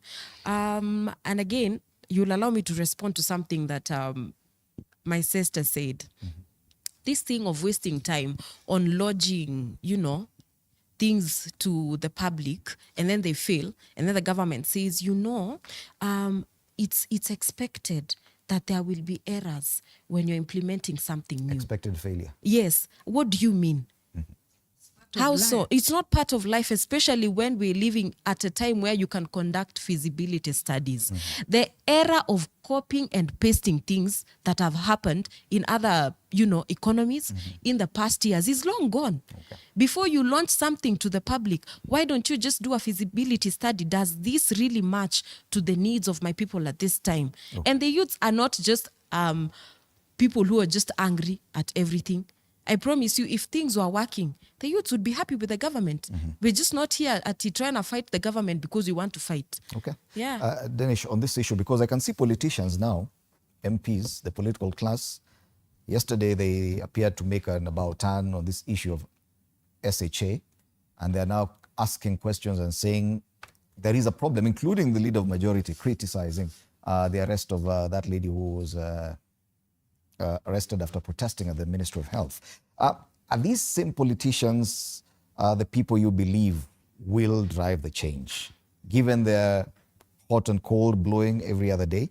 And do you agree with the sentiments here about involvement in politics for the youth? Exactly. It's the same story that we've seen before. Actually, that is actually what makes it even more sad. These are the same politicians. They have taken us this path before, and we've seen the results. They are currently regrouping based on their political interest, and they change stands, which means that they are only pushing after their personal interest. Other politicians are being sycophants of their political bigwigs. Others are only pushing for their personal interest. Today, you see the likes of Rigathi Gachagua opposing this government vehemently and regrouping. Yet they took us this way. What makes us trust that if we believe them now that the government of the day is not servicing us to the extent we want, and then join them, that they will do the same thing? They will do the very thing they have done before. And therefore, that is why I'm saying the youths, the young generation, should actually take up the mantle. We should go for this position. I want to say, for example, myself, I did do that in the last general election, even though sometimes they will change you, like my party decided 2 weeks to nomination that they are now giving direct party tickets. It was one of these big parties. Yes, and you see I had printed posters spread all over. It was quite disorienting because I had to go back to independent candidate and reprint posters again. That is what they will do sometimes. And this makes us lose a lot of trust for them. I agree partly with the opinion that we need to form our political parties whenever there is need, especially when there's lack of trust with the old parties, being that they already have their people that they are really entrusted. But I'm also much more worried about something about the youth. These people who today are in the political class were once young. and something can repeat itself. If you see a youth today saying that abductions have been there before, it's a great worry that that youth may be in power tomorrow and will not see a need to change the trend of abduction.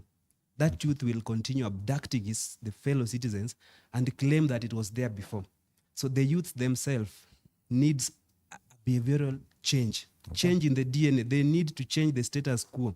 Something is wrong, whether it has been happening for years and years. If it's wrong, it is wrong. It is wrong. The truth is the truth, even if it is rejected by everyone. Churchill, do you want to clarify on your statement? In my opinion, I think there is a systematic problem with the politicians. Earlier this morning, I was explaining to my fellow colleagues here that we have a very huge problem with our DNA, not just as the youth, but as Kenyans in general. You see, when we do campaigning, you see most of us, for example, we want to vie for political positions and become members of parliament and do all these other stuff. But the moment we get in there, what happens? We start changing. The first thing we want to do is buy big cars. The first thing we want to do is we want to do a big house somewhere. So you see, there is an institutional problem. There is a systematic problem, and corruption is not just within the cadre of politicians. The problem we are having is that we need. It is a societal issue. So when the youth here start being hypocritical and speaking and saying that we are going to change this country and they are politicians, and we understand very well what is going to happen when immediately in the end I can see SG there explaining that this government is failing, and I am very sure the moment he gets into parliament, he will be the very first person to purchase the latest Lexus LX600. That is the problem we are having. So corruption is systematic, and we must change as people. We must change as young people and change the narrative and start saying, if we have to change the situation, we must start with ourselves. Okay. Let's go to Naipome before we come to you, Kabala. You are a member of the UDA party, I presume, or a party within the Kenya Kwanza coalition. As a young person, do you feel that you hold any space of value in that party? Are you able to change anything within that party? Or are you just there to be used as a young person? Come here, go there. So before I even became a member of Kenya Kwanza, I was a member of Azimio, and my voice was heard, and that is why they stole me from there. So I believe that a party doesn't matter. What matters is what you bring in the table as a young person.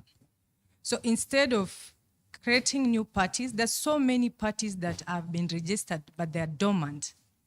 We have less than 50 active parties, but the ones which are registered are over 300. Why should we have to register more, yet there are many which are already approved? It is a wastage of time, because registration of a party, you have to collect 24,000 signatures, you have to pay 600,000, you have to do a lot of work. Why can't you use the same energy and resources to push for what will create a better, economic space for people you help? Doesn't matter. At the end of the day, the government is not here to help citizens to be rich. It is just here to ensure that citizens get the basic needs, basic amenities. It's a personal responsibility. If you want to be rich, you want to be wealthy, you want to be successful, to put more effort towards that. And that means both in your personal growth, political growth, and everything. That being said, I would like to say that what is wrong, irrespective of what we support. It's the truth. But you guys will say like, oh, you're not supposed to say this and this and this. What happened to that lady who went to SHA was wrong. It was very wrong. It's only that you guys have been break for social media. I will give my opinion on first, which is tomorrow. So that was very wrong. She shouldn't be taken to any court because she went to a public institution. The Ministry of Health is a public institution. Any Kenyan is allowed to walk in and raise their concern. Okay. And what happened to her was wrong. Okay. And the Ministry of Health, that is very wrong for you taking her to court. And that is the truth. The wrong is wrong. The other wrong is abductions are wrong. But the abduction issue, I don't want to focus on it because we have relevant authorities who do investigation and find the truth of if there was true abduction or if it was politically inflicted. Is it right if it's politically organized? Does it make it right? It is their work to find the truth. It is not my work as an economist to But do does the it worry you? DCI Does it job. worry you that abductions are happening, that bodies are showing up? Abductions are happening because people are reporting that it is happening. But the truth is, DCI are the one to give us that we have done an investigation and this is the truth. Yes, this person was abducted by so-and-so and this has happened. As for the bodies, which I'm seeing it's the breaking news, I have a contrary opinion.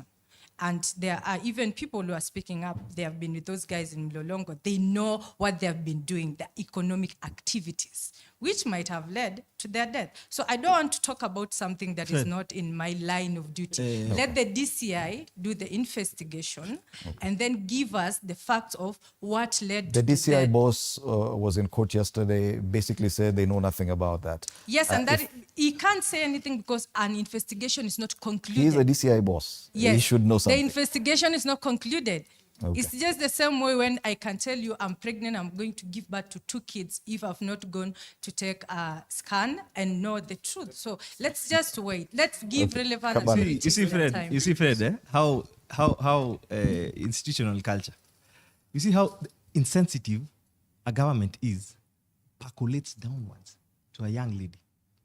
Saying that people who are abducted, maybe they were abducted because they were businesses. Saying that these abductions are not happening, and we've seen them on CCTV. But that's beside the point. Let me just address 3 issues. On leadership, in terms of the youth and forming political parties, it's not a matter of ageism. It's not the youth versus the old. It's a matter of good governance. The person we feel that has an integrity, has performed, will vote you in. It's not a matter of lazima, it's a youth person who's there, we vote for. But question, you are a member of one of those old parties, Na Kenya. Formerly Na Kenya, now it's PLP. Now it's People's Liberation Party. Were you part of that decision to change the party? Yes. Or Yes. some of these decisions made without your But I'm the national deputy chair. Okay. How decisions So your happen voice is without- heard within the yes. party. Okay. Yeah. So the second point was on the theatre of the absurd. Parliament is not a place. We can't have hope in these people. The only hope we can have with them is recalling all of them. So when you see them saying that, going back on SHIF and SHA, they're the same people who are supporting it. Okay. In about 90 days, now that you've raised the issue of IEBC, as we come to the end of the conversation, in about 90 days, we may have a commission. Is that still a strategy, recalling MPs? Yes, it is. Is that still a strategy Yes, that you're willing to pursue? We have 30 months to elections. It's still a strategy. 2 or 3 is a plus. And I wanted to, finally, the final point, I wanted to disabuse the notion of that do we have time, does the youth have time to make changes? The question is, within these 30 months, does Ruto have enough time? Is it enough time for Ruto to change the minds of people and to convince them that he's worked? Convince them that you can vote me in for a second time? That's the question. It's not about the youth. Shouldn't the concern be how to get different thinking within this political class and not just getting rid of the older people? Yeah. I'm thinking as we approach 2027, we should really invest in a lot of civic education. I would not have a problem with youth taking a token, enjoying whatever they enjoy, but at the end of the day, making the right decision. They could consider that part of the Caesar cut to them for the tribulations they've endured with the bad governance, you know. In 2027, actually, what would shift how things are currently happening is sensitizing people on what they need to do. If this is the right word to say, de-campaigning some of the people who would be running for office again. If you've held a public office before and you really did nothing, we need to agree that you do not deserve a second chance. You understand? Because let me ask you something, yeah? In a case of, let's say, a SACCO, you're depositing your money with a SACCO. I am maybe the CEO of that SACCO, and your money is getting lost every day. What would you do as a member of that SACCO? You'd uproot me from that position, legally or illegally. Yeah, that is not how voters in Kenya work. Yeah, and that's what I'm saying. I'm emphasizing on the point of civic education. You It is understand? 2.5 years to election day. It can happen. Changing this mindset of Kenyans. I remember just before 2022 elections, the then CS for Interior, Fred Matiang'i, said that there's a risk that come this election, we're going to elect very many money launderers, wash people. And it was confirmed that it happened. And it will happen again. Those are the kind of people Kenyans are comfortable to elect. Dr. Derek, is it possible to change this kind of thinking? So, DOGE, Department of Government Efficiency. So we are just coming off one of the most heated elections in the US. And that stands up for something that is like a wave going around the world. It started in the UK in Brexit, now it's in the US. Persecuted groups are starting to stand up in arms and do something about what's happening.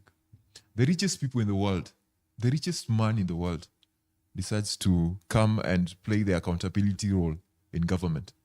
What about young people in Kenya? This is in the next 30 months.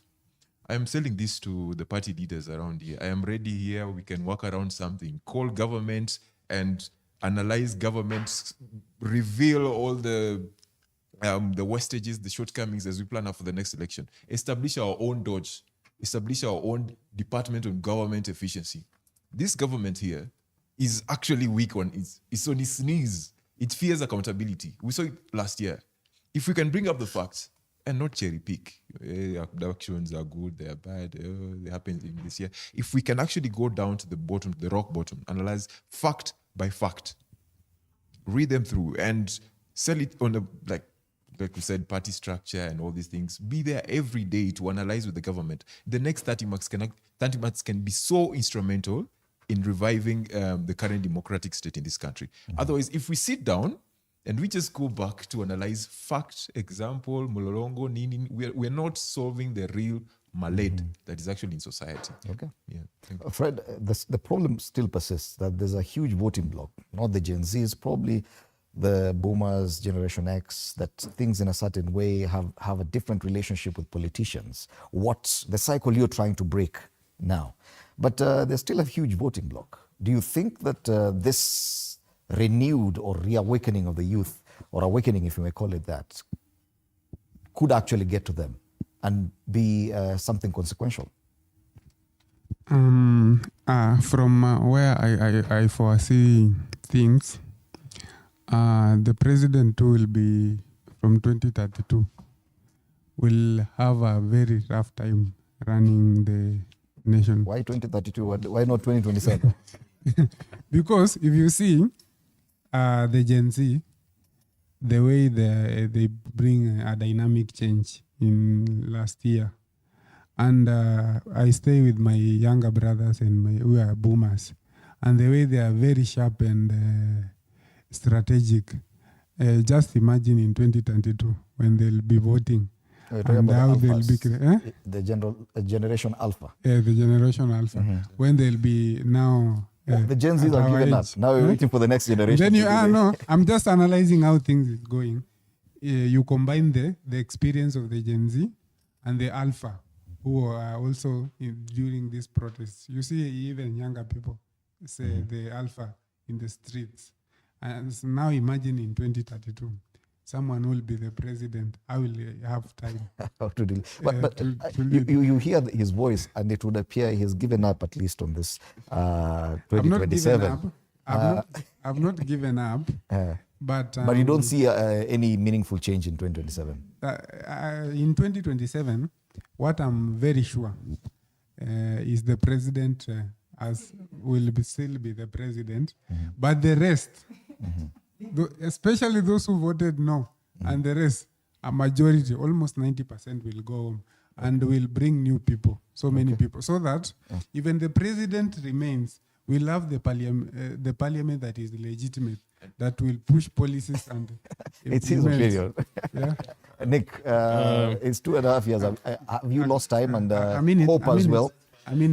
Well, I'll come back to you. One thing me and Kabbalah agree on is the president has a difficult time to convince us, because a majority of the those who are in payslip are about 3 million, right? And if you double the number to say times 2, you get around 6 million. And then you add a little bit of the Gen Z number. This guy is home and dry. Because ideally, my 2 colleagues from the government are saying that the youth have not done anything. If 25th of June did not come to their head, then they are not living in Kenya. Fred, the young people have seen the lie through this government. We have scrutinized to the last man that this government, we are very much determined for it to go home, because they gave so many promises. They promised us heaven. Fred, it's 3 years. They're saying we give it time, right? SHA is not working. What was wrong with NHIF? Today I'm reading the paper here. One guy called Anthony is saying, if SHA, no, actually it's Millie Odhiambo who's saying, my suggestion is that if she fails after 6 months, we go back to NHIF. Even them, they know that it is not working. We've invested a lot of money in it, right? Our taxes, our reductions are still going to this health coverage. Our parents are dying in hospital. Yet we are saying insensitive things like we give it time. Fred, that is very frustrating. Talking about time, that's a question, Fred. Do you want to clarify? Are you clarifying your statement? I need to clarify my point. Okay. The reason as why the president has chances of retaining the seat, as Kenyans, we are good at knowing who will not be there or who will not win, but we don't have the solution who will take over from that. Because if you see, those people who are trying to replace him are the same people who have been working together since in the last 20 years. So we don't have the best option to replace. And the best, are those the only choices that young Kenyans have? Let me finish. Let me finish. Okay. I'll come back to you, Bwana. I think Danish here has been quiet for a bit. This is the thinking that Kenyan youth are running out of time. 2.5 years is not enough with Kenyan youth to actually even register to vote. Let me finish up. For just 30 seconds. Fred, before you were to clarify. I'm finishing. So the only thing we can do in 2027, which is a bit realistic, is ensuring the people we will elect, like in the executive, judiciary, and the legislative, will hold the president and the executive accountable. That is the only way we can push the policies. But we don't have the right person to replace him at the moment. That is so he's the wrong person. He's accepting he's the wrong person. We don't have Danish. It really saddens me how we really yearn for change, but we do not believe change is possible. Yeah, experience doesn't whisper truths. Actually, experience shouts them loud enough to shatter our illusions. Someone thinking that we have limited time to convince the voters should actually say the government has limited time to convince the voters of what they have done to us. It's actually the government who should show us their scorecards. This government has had a lot. This is a government that has seen a parliament being touched for the first time in the history of this country. This is a government that has sacked almost his entire cabinet and actually replaced them, actually bringing some of the people back to those positions who people rejected. This is a government who has really, really interfered with the citizens' payslip within the shortest period of time. And then nothing has changed. You see, if you overtax a citizen, you should see that change in the actual sense. If you overtax my payslip and I go to the market and I can't see that reflecting in what you've done with it, therefore it doesn't make any change. We are not short of people to elect. But we will also not be duped by the same people who have been there before, that we re-elect them, that they are going to change other things. Let us, if you tell yourself you're one of the voters, are you going to vote for the same person? If not, why do you believe others are going to vote? Let us do civic education. Let us sensitize people. Let us make people understand that we cannot do the same things. We cannot regroup to our political or ethnic cocoons and do the same thing and expect a change. Okay. Yes. So before Churchill speaks, let's take a short break. It's exactly 8 a.m. And then we come back and give at least the last 3-4 people to make their final comments. You're watching Morning Cafe. We'll be right back after this.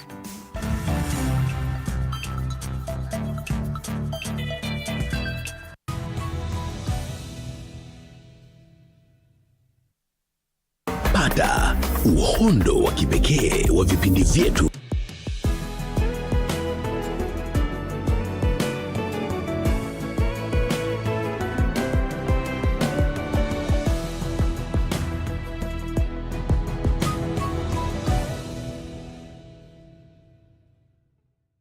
Are you ready to elevate your business game? As long as you're earning something, there's always that opportunity to save. And you start with where you are. Kama wewe ni mfanyabiashara, huwezi kaa bure, unajipanga taratibu vile inavyofaa. Join us each week as we dive into the stories of the world's most driven entrepreneurs. When you pay attention to detail, you get luxury items.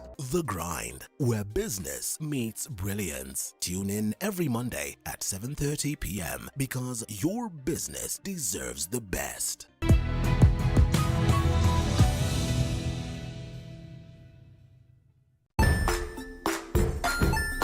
Hey there, friends. Welcome to Kids on the Block, where fun and imagination come alive. We dive into magical world filled with exciting adventures and awesome friends. What position were you in? I was number 2. What position were you? Number 1. He decided to cross the bridge by his house and look for food on the other side. We're going to do half cup of chocolate chips, and the other one, we're going to do half cup of the blueberries. So, grab your imagination hats and get ready to explore with us. Join us every Saturday at 9 a.m. for new friends, amazing stories, and tons of laughter. Join us as we explore the journeys of those who defy the odds and break barriers. We dive deep into the stories of triumph. Sometimes when parenting a child with a special need or whatever disability, family life becomes a bit complicated and you may end up raising the child on your own. Here, we inspire. All right, welcome back. You're still watching Morning Cafe on TV 47. Today being Friday, it is the youth perspective right here. Just taking a look at how do the young Kenyans understand the future of politics in Kenya, their involvement in it. And Fred Mukua, you started some very nice debate that I still expect these people to give a reaction to, and I'll go to Bwana Churchill there. All right. I want to directly speak to issues. When these gentlemen and ladies over here speak about the government has done nothing, it is absolutely not true. Number one, in the agricultural sector, we have seen the radical changes that have been done in the agricultural sector. For the first time since, I think, 2001, the sugarcane industry is back to life. And I know you'll go in on a train of enumerating what the government has done. The question was, I just want to drive a point. Is it enough to convince the youth exactly that they need an extension of their mandate? If we started driving things by facts as they are, then we would be convinced. The problem with most of the youth is that they are being fed with propaganda that the government has done nothing. But the truth is, the government has done a lot. From the microeconomic perspective to macroeconomic perspective. The problem with most of us as Kenyans is that most of us view government as if the government has done a road, that is an economic indicator or an indicator that the government has performed, which is not true. There are a lot of factors that determines whether the government has performed or not, which includes making sure that the agricultural sector is performing. And actually, agriculture supports the Kenyan economy by almost 40%. So let's live in facts. When we talk about the housing, affordable housing program, that is a very good program. And most of the major countries across the world have relied on that. Egypt, talk about Singapore, talk about Dubai. So let's live in facts. Let's not start speaking issues here and saying that Dr. William Ruto will not come back. Who is going to replace him? If you give me someone who is going to replace him, who is not self-interested like Morara and these other jokers out here, then we are going to have a discussion. Dr. Derek, listening to your colleagues here, you can clearly see that there's a problem, that you don't seem to agree on a lot. Yeah. So what will you agree on? The word is frustrated. I am utterly frustrated by some of the thoughts coming out of this. The government was elected on a bottom-up model approach. That is the conversation we had with the people in government, to ease our burden that we were suffering. Before coming to 2022, the dollar was up against the shilling, cost of living was so high. We're not talking about housing. We're not talking about all these issues here. Right now, the conversation is changing, and we do not know who's bringing that conversation. My brother Chirchir has morphed. He is a man of good mien when I look at him. He has a good brain. But I actually don't know why he thinks the conversation that we need is not food on the table, but actually a house. We don't want to be like Egypt. We don't want to be like Singapore. We want to be Kenya. We just want to have a good life. When you talk about macroeconomic, you're saying sugarcane, maranin. I want you to bring the facts here and look. How many tons of sugar is Kenya exporting this year? We have had many stories about sugar coming from many other countries and being repackaged. All this political gimmickry being done by people in government and things like that. We want to see all those facts. I mean, steam coming out of a factory does not mean that it's actually back and it's working. There's a lot of things happening out there that are utter deceit, and we have to stand up against that. He said something about macro and microeconomic. You see, this government has learned one thing, to lie and lie so well. The truth is that the numbers look good. 130 against the dollar. It looks good, right? It looks good on the continent. Kenya is competing as a currency, yes. But if you go out there and ask right now what people are eating, I mean, how many children, school, vaccinations? Right now we're talking about America has just sanctioned us. African countries are at the begging. We do not know what to do with our AIDS support, malaria, TB. People are going to die if we do not do something. And I'm happy that the former president actually told us something in Mombasa. And namunga mkono, we are going to do something as young people. We're not going to sit back and watch us suffer even when you do not agree about what you should be doing. Well, the beauty of a democracy is a majority of one. I might disagree with him, but at the end of the day, we are going to suffer together and we shall agree that we shall do something eventually together. The pain will percolate and we shall do something together. Naipa May.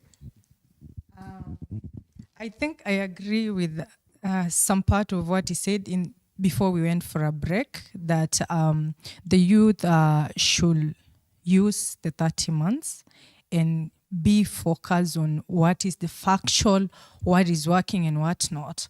For your information, you don't have to be a member of parliament to bring better policies, because as we speak, there are public participation, a lot of documentation from the treasury which are there. I'll ask you, how many of you have gone through? How many of you have sent your emails and your suggestion? Most of us don't. But when the outcome comes, because we did not participate, we will say, no, these are not fair. But you are given time to be involved. And I agree with him that that is actually the best way for us to push those who are there and hold them accountable with facts and what they're doing and what is better for not only the young people, but all Kenyans. The second thing is he has also said something that I wanted to talk about, so I'll just speak from his conversation. Now that the donations and grants are being limited by the current president of the USA, what should, not only Kenya, the conversation should be like, what should Africa do? Because most of the time we have been lazy as governments in Africa continent because we depend so much, quote unquote, in these donation and grants. Yet we have a lot of resources which are underutilized, untapped, or resources which are diverted to what is not important. That is the biggest conversation I'm looking forward on, what the youth will push forward to ensure that Kenyans are not going to die out of lacking the malaria taps because we lack donations. Kenyans are not, our kids, we are yet to start families. They are not going to suffer because they lack vaccinations. Those are the conversations we should be focusing and pushing forward. Siasa mwachie wa Munyoro. Hatuwezi sema And then siasa the tutawacha third one for because politics during the now. break, and I'll reveal this, during the break, you all stood up and the discussion quickly deteriorated to the same political class and who within that and now class the politics is able part. to replace the current Yes, president. I'm going there. Miriam, if that is a thinking, definitely. Then I'm going now to I'll come back to you, Nepame. Miriam, the youth appear to have lost it. You talk about how the youth can effect change, but when it comes to real discussion, you go back to these same old faces, huyu hataweza, huyu hataweza, huyu hataweza. Well, is that the only solution? It's the not political class. The same guys were there. The political class is not the only solution for sure. But again, if you only have two jembes, you would check which one is sharper than the other one, right? I think so the my youth colleagues should would agree. actually outrightly consider one among those current contenders. Not at all. This is it. If at all a youth person, we don't care about the old political class or anything. I don't want to sound like a psychopath. You understand? If there's anyone in the old political class who has a track record in their performance of driving change, you understand? I will quote my governor, Dr. Julius Malombe from Kitui County. Maybe you don't hear so much about him, but he's doing a lot as a governor. We have leaders. Let me tell you, the politicians who make face out here are the people who are in a lot of dramas that will have them looking palatable and conversationalize about, a lot of manenos in Kenya. But people who are actually working don't have to dance in front of cameras to try convince people that they are working. You understand? Actually, even the debate of, will this government be in a position to convince us to bring them back? We don't need to be convinced. They should just work, and then we will vote them back in. I'm concerned that when the cameras are on, we sound very idealistic and forward-looking. But when the cameras are off, we very fast go back to the real Kenyans we are. And we judge everything by the standards that we are used to, Bwana Kavala. It's a bit unfortunate, but I think as leaders, that's how you get to understand how in different ways to message and create your messaging towards the Gen Zs and millennials. So I enjoyed it. But that's it. However, after 1 year, after the government took over, the agenda changed from bottom-up economic transformation agenda to bottom-up economic stagnation agenda. And that's why you see how we've stagnated. And my call is to all Kenyans. Let's keep the spirit of June 25th, of calling for honest leadership, accountability, and transparency. Okay. With that, that's how we'll be able to get good governance. It's not about changing the top leadership. It's about draining the swamp. Danish. Yes, I will start with your point that off camera, we are very realistic. Before camera, we appear to be talking from an intellectual point of view. And that's why that is my greatest concern to the Kenyan youth. We have some time to be around. And I agree with one of my colleagues here who said that we need a total behavioral change. Maybe I want to suggest that let us look at the philosophy of an African. It was called Ubuntu. And I think it applies to the citizen and the leaders as well. Ubuntu means I am because we are. And it has got 3 maxims.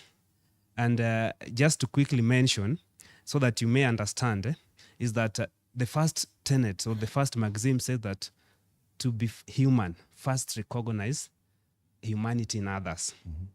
You cannot be human, for example, when you abduct and torture and see it as normal. The second maxim says that when choices arise between wealth and life, opt for life's preservation. Because the value of life so much outweighs the richest glimpse.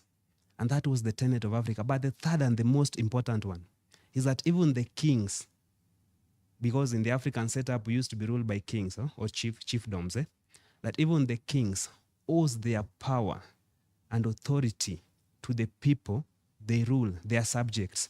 And therefore, their will become their mandate. And this is to the political class, even the young politicians who want to be here. You owe that authority to the people under you, and therefore their will become your mandate to execute without a whim.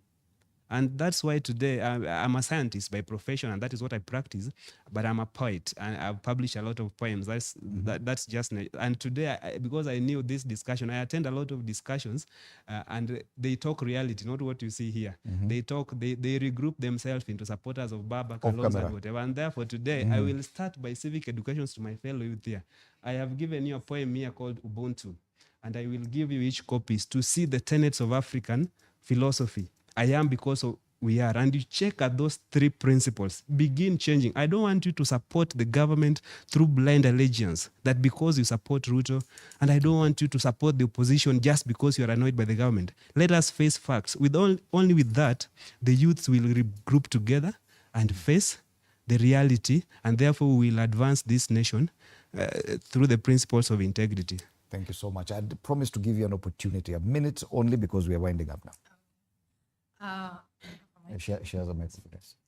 Just to make things clear, this government... Kindly change the microphone for her. Get the other one. The Kenya Kwanza government campaign on 5 basic agendas, which they have been pushing from day one. The first one, the president promised the people of Mombasa that he will take back the operations of the port within 100 days. And he did that. And that is why, for the first time, the Coast Bloc diverted some votes to someone who is not Raila Amolo Odinga. The second one, he promised that he will put more effort in agricultural productivity, and you are all seeing that. The third one is digital superhighway. The fourth one is affordable housing. The fifth one is health. So if someone sits down and says this government has changed the agenda they campaigned for, then go back to the manifesto of Kenya Kwanza. It's on social media. Okay. You can download it and see. You're running the risk of reigniting another debate. No, I was responding to someone who said they've changed. And then number 2, you have said we talk about the 2027 if the youth are ready.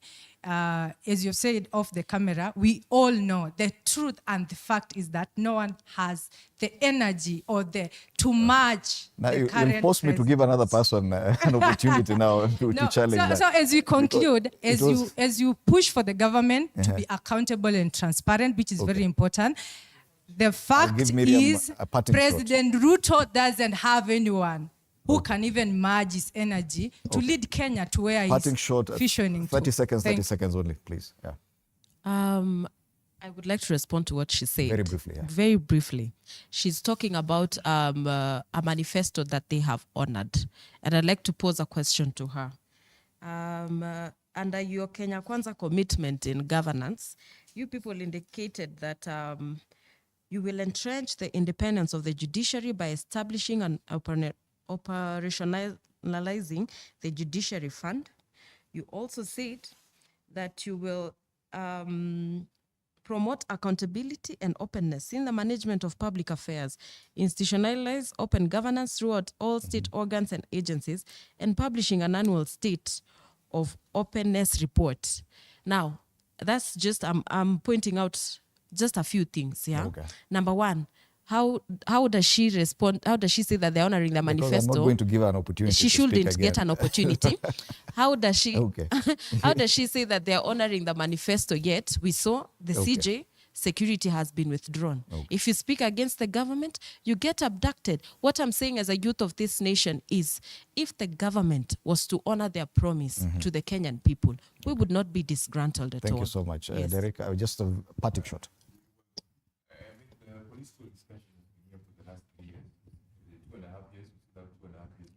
Kindly change the microphone for him. I'll just repeat. The political conversation has been here for the last 2.5, and we still have more 30 months to go. So we still have time to talk about it. What I can say is politics is, like someone said here, the theater of the absurd. That was Soren Kierkegaard, the Russian philosopher. The more things change, the more they stay the same. We might change faces, the problems will stay the same. So unless we have a fundamental change, we're not changing anything. But last but not least, we can learn from the examples of other successes. Most successes elsewhere have been built on governments built out of merit, pragmatism, and honesty. As we leave this room, I want us to learn this as youth leaders and people that are upcoming in this space. But also, and like I said last, for the people out there, it's important for us to build this country. It's not about personal enrichment and all that. Right now, it's raining. I know the farmers out there, it's important to take up the reins and do something about it.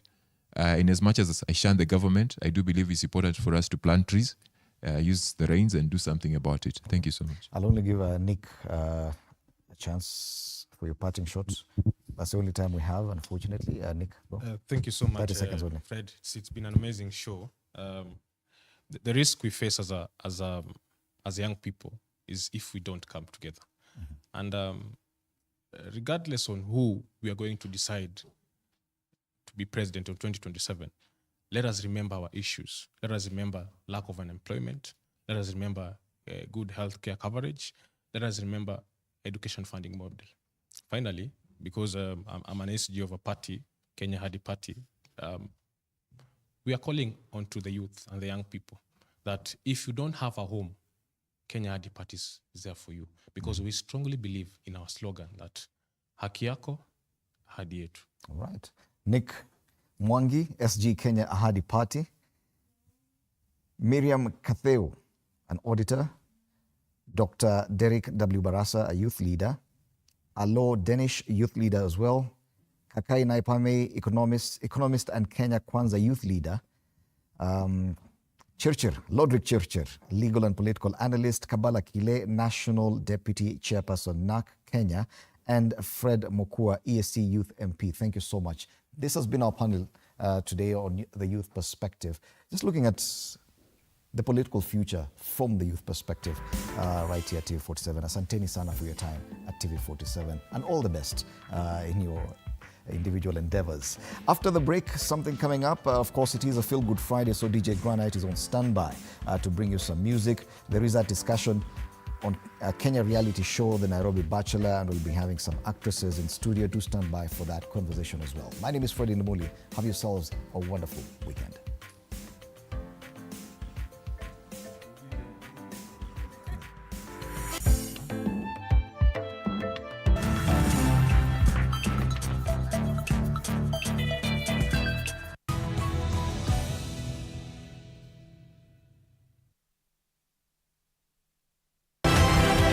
When it comes to the training of hospitality, travel and tourism management, Mount Kigali University ranks among the best training institutions in Rwanda. We have invested in state-of-the-art learning facilities, qualified personnel, and internationally accredited programs. And to crown it all, we have now put up the 42-bed capacity Kigali Paramount Hotel to give our students first-class hands-on experience as they learn. We have now introduced new and exciting programs including Advanced Diploma in Culinary Arts, Bachelor of Science in Hospitality Management, Events Management, Travel and Tourism Management, as well as Master of Science in Hospitality Management and Master of Science in Tourism Management. Mount Kigali University, empowering generations through quality education.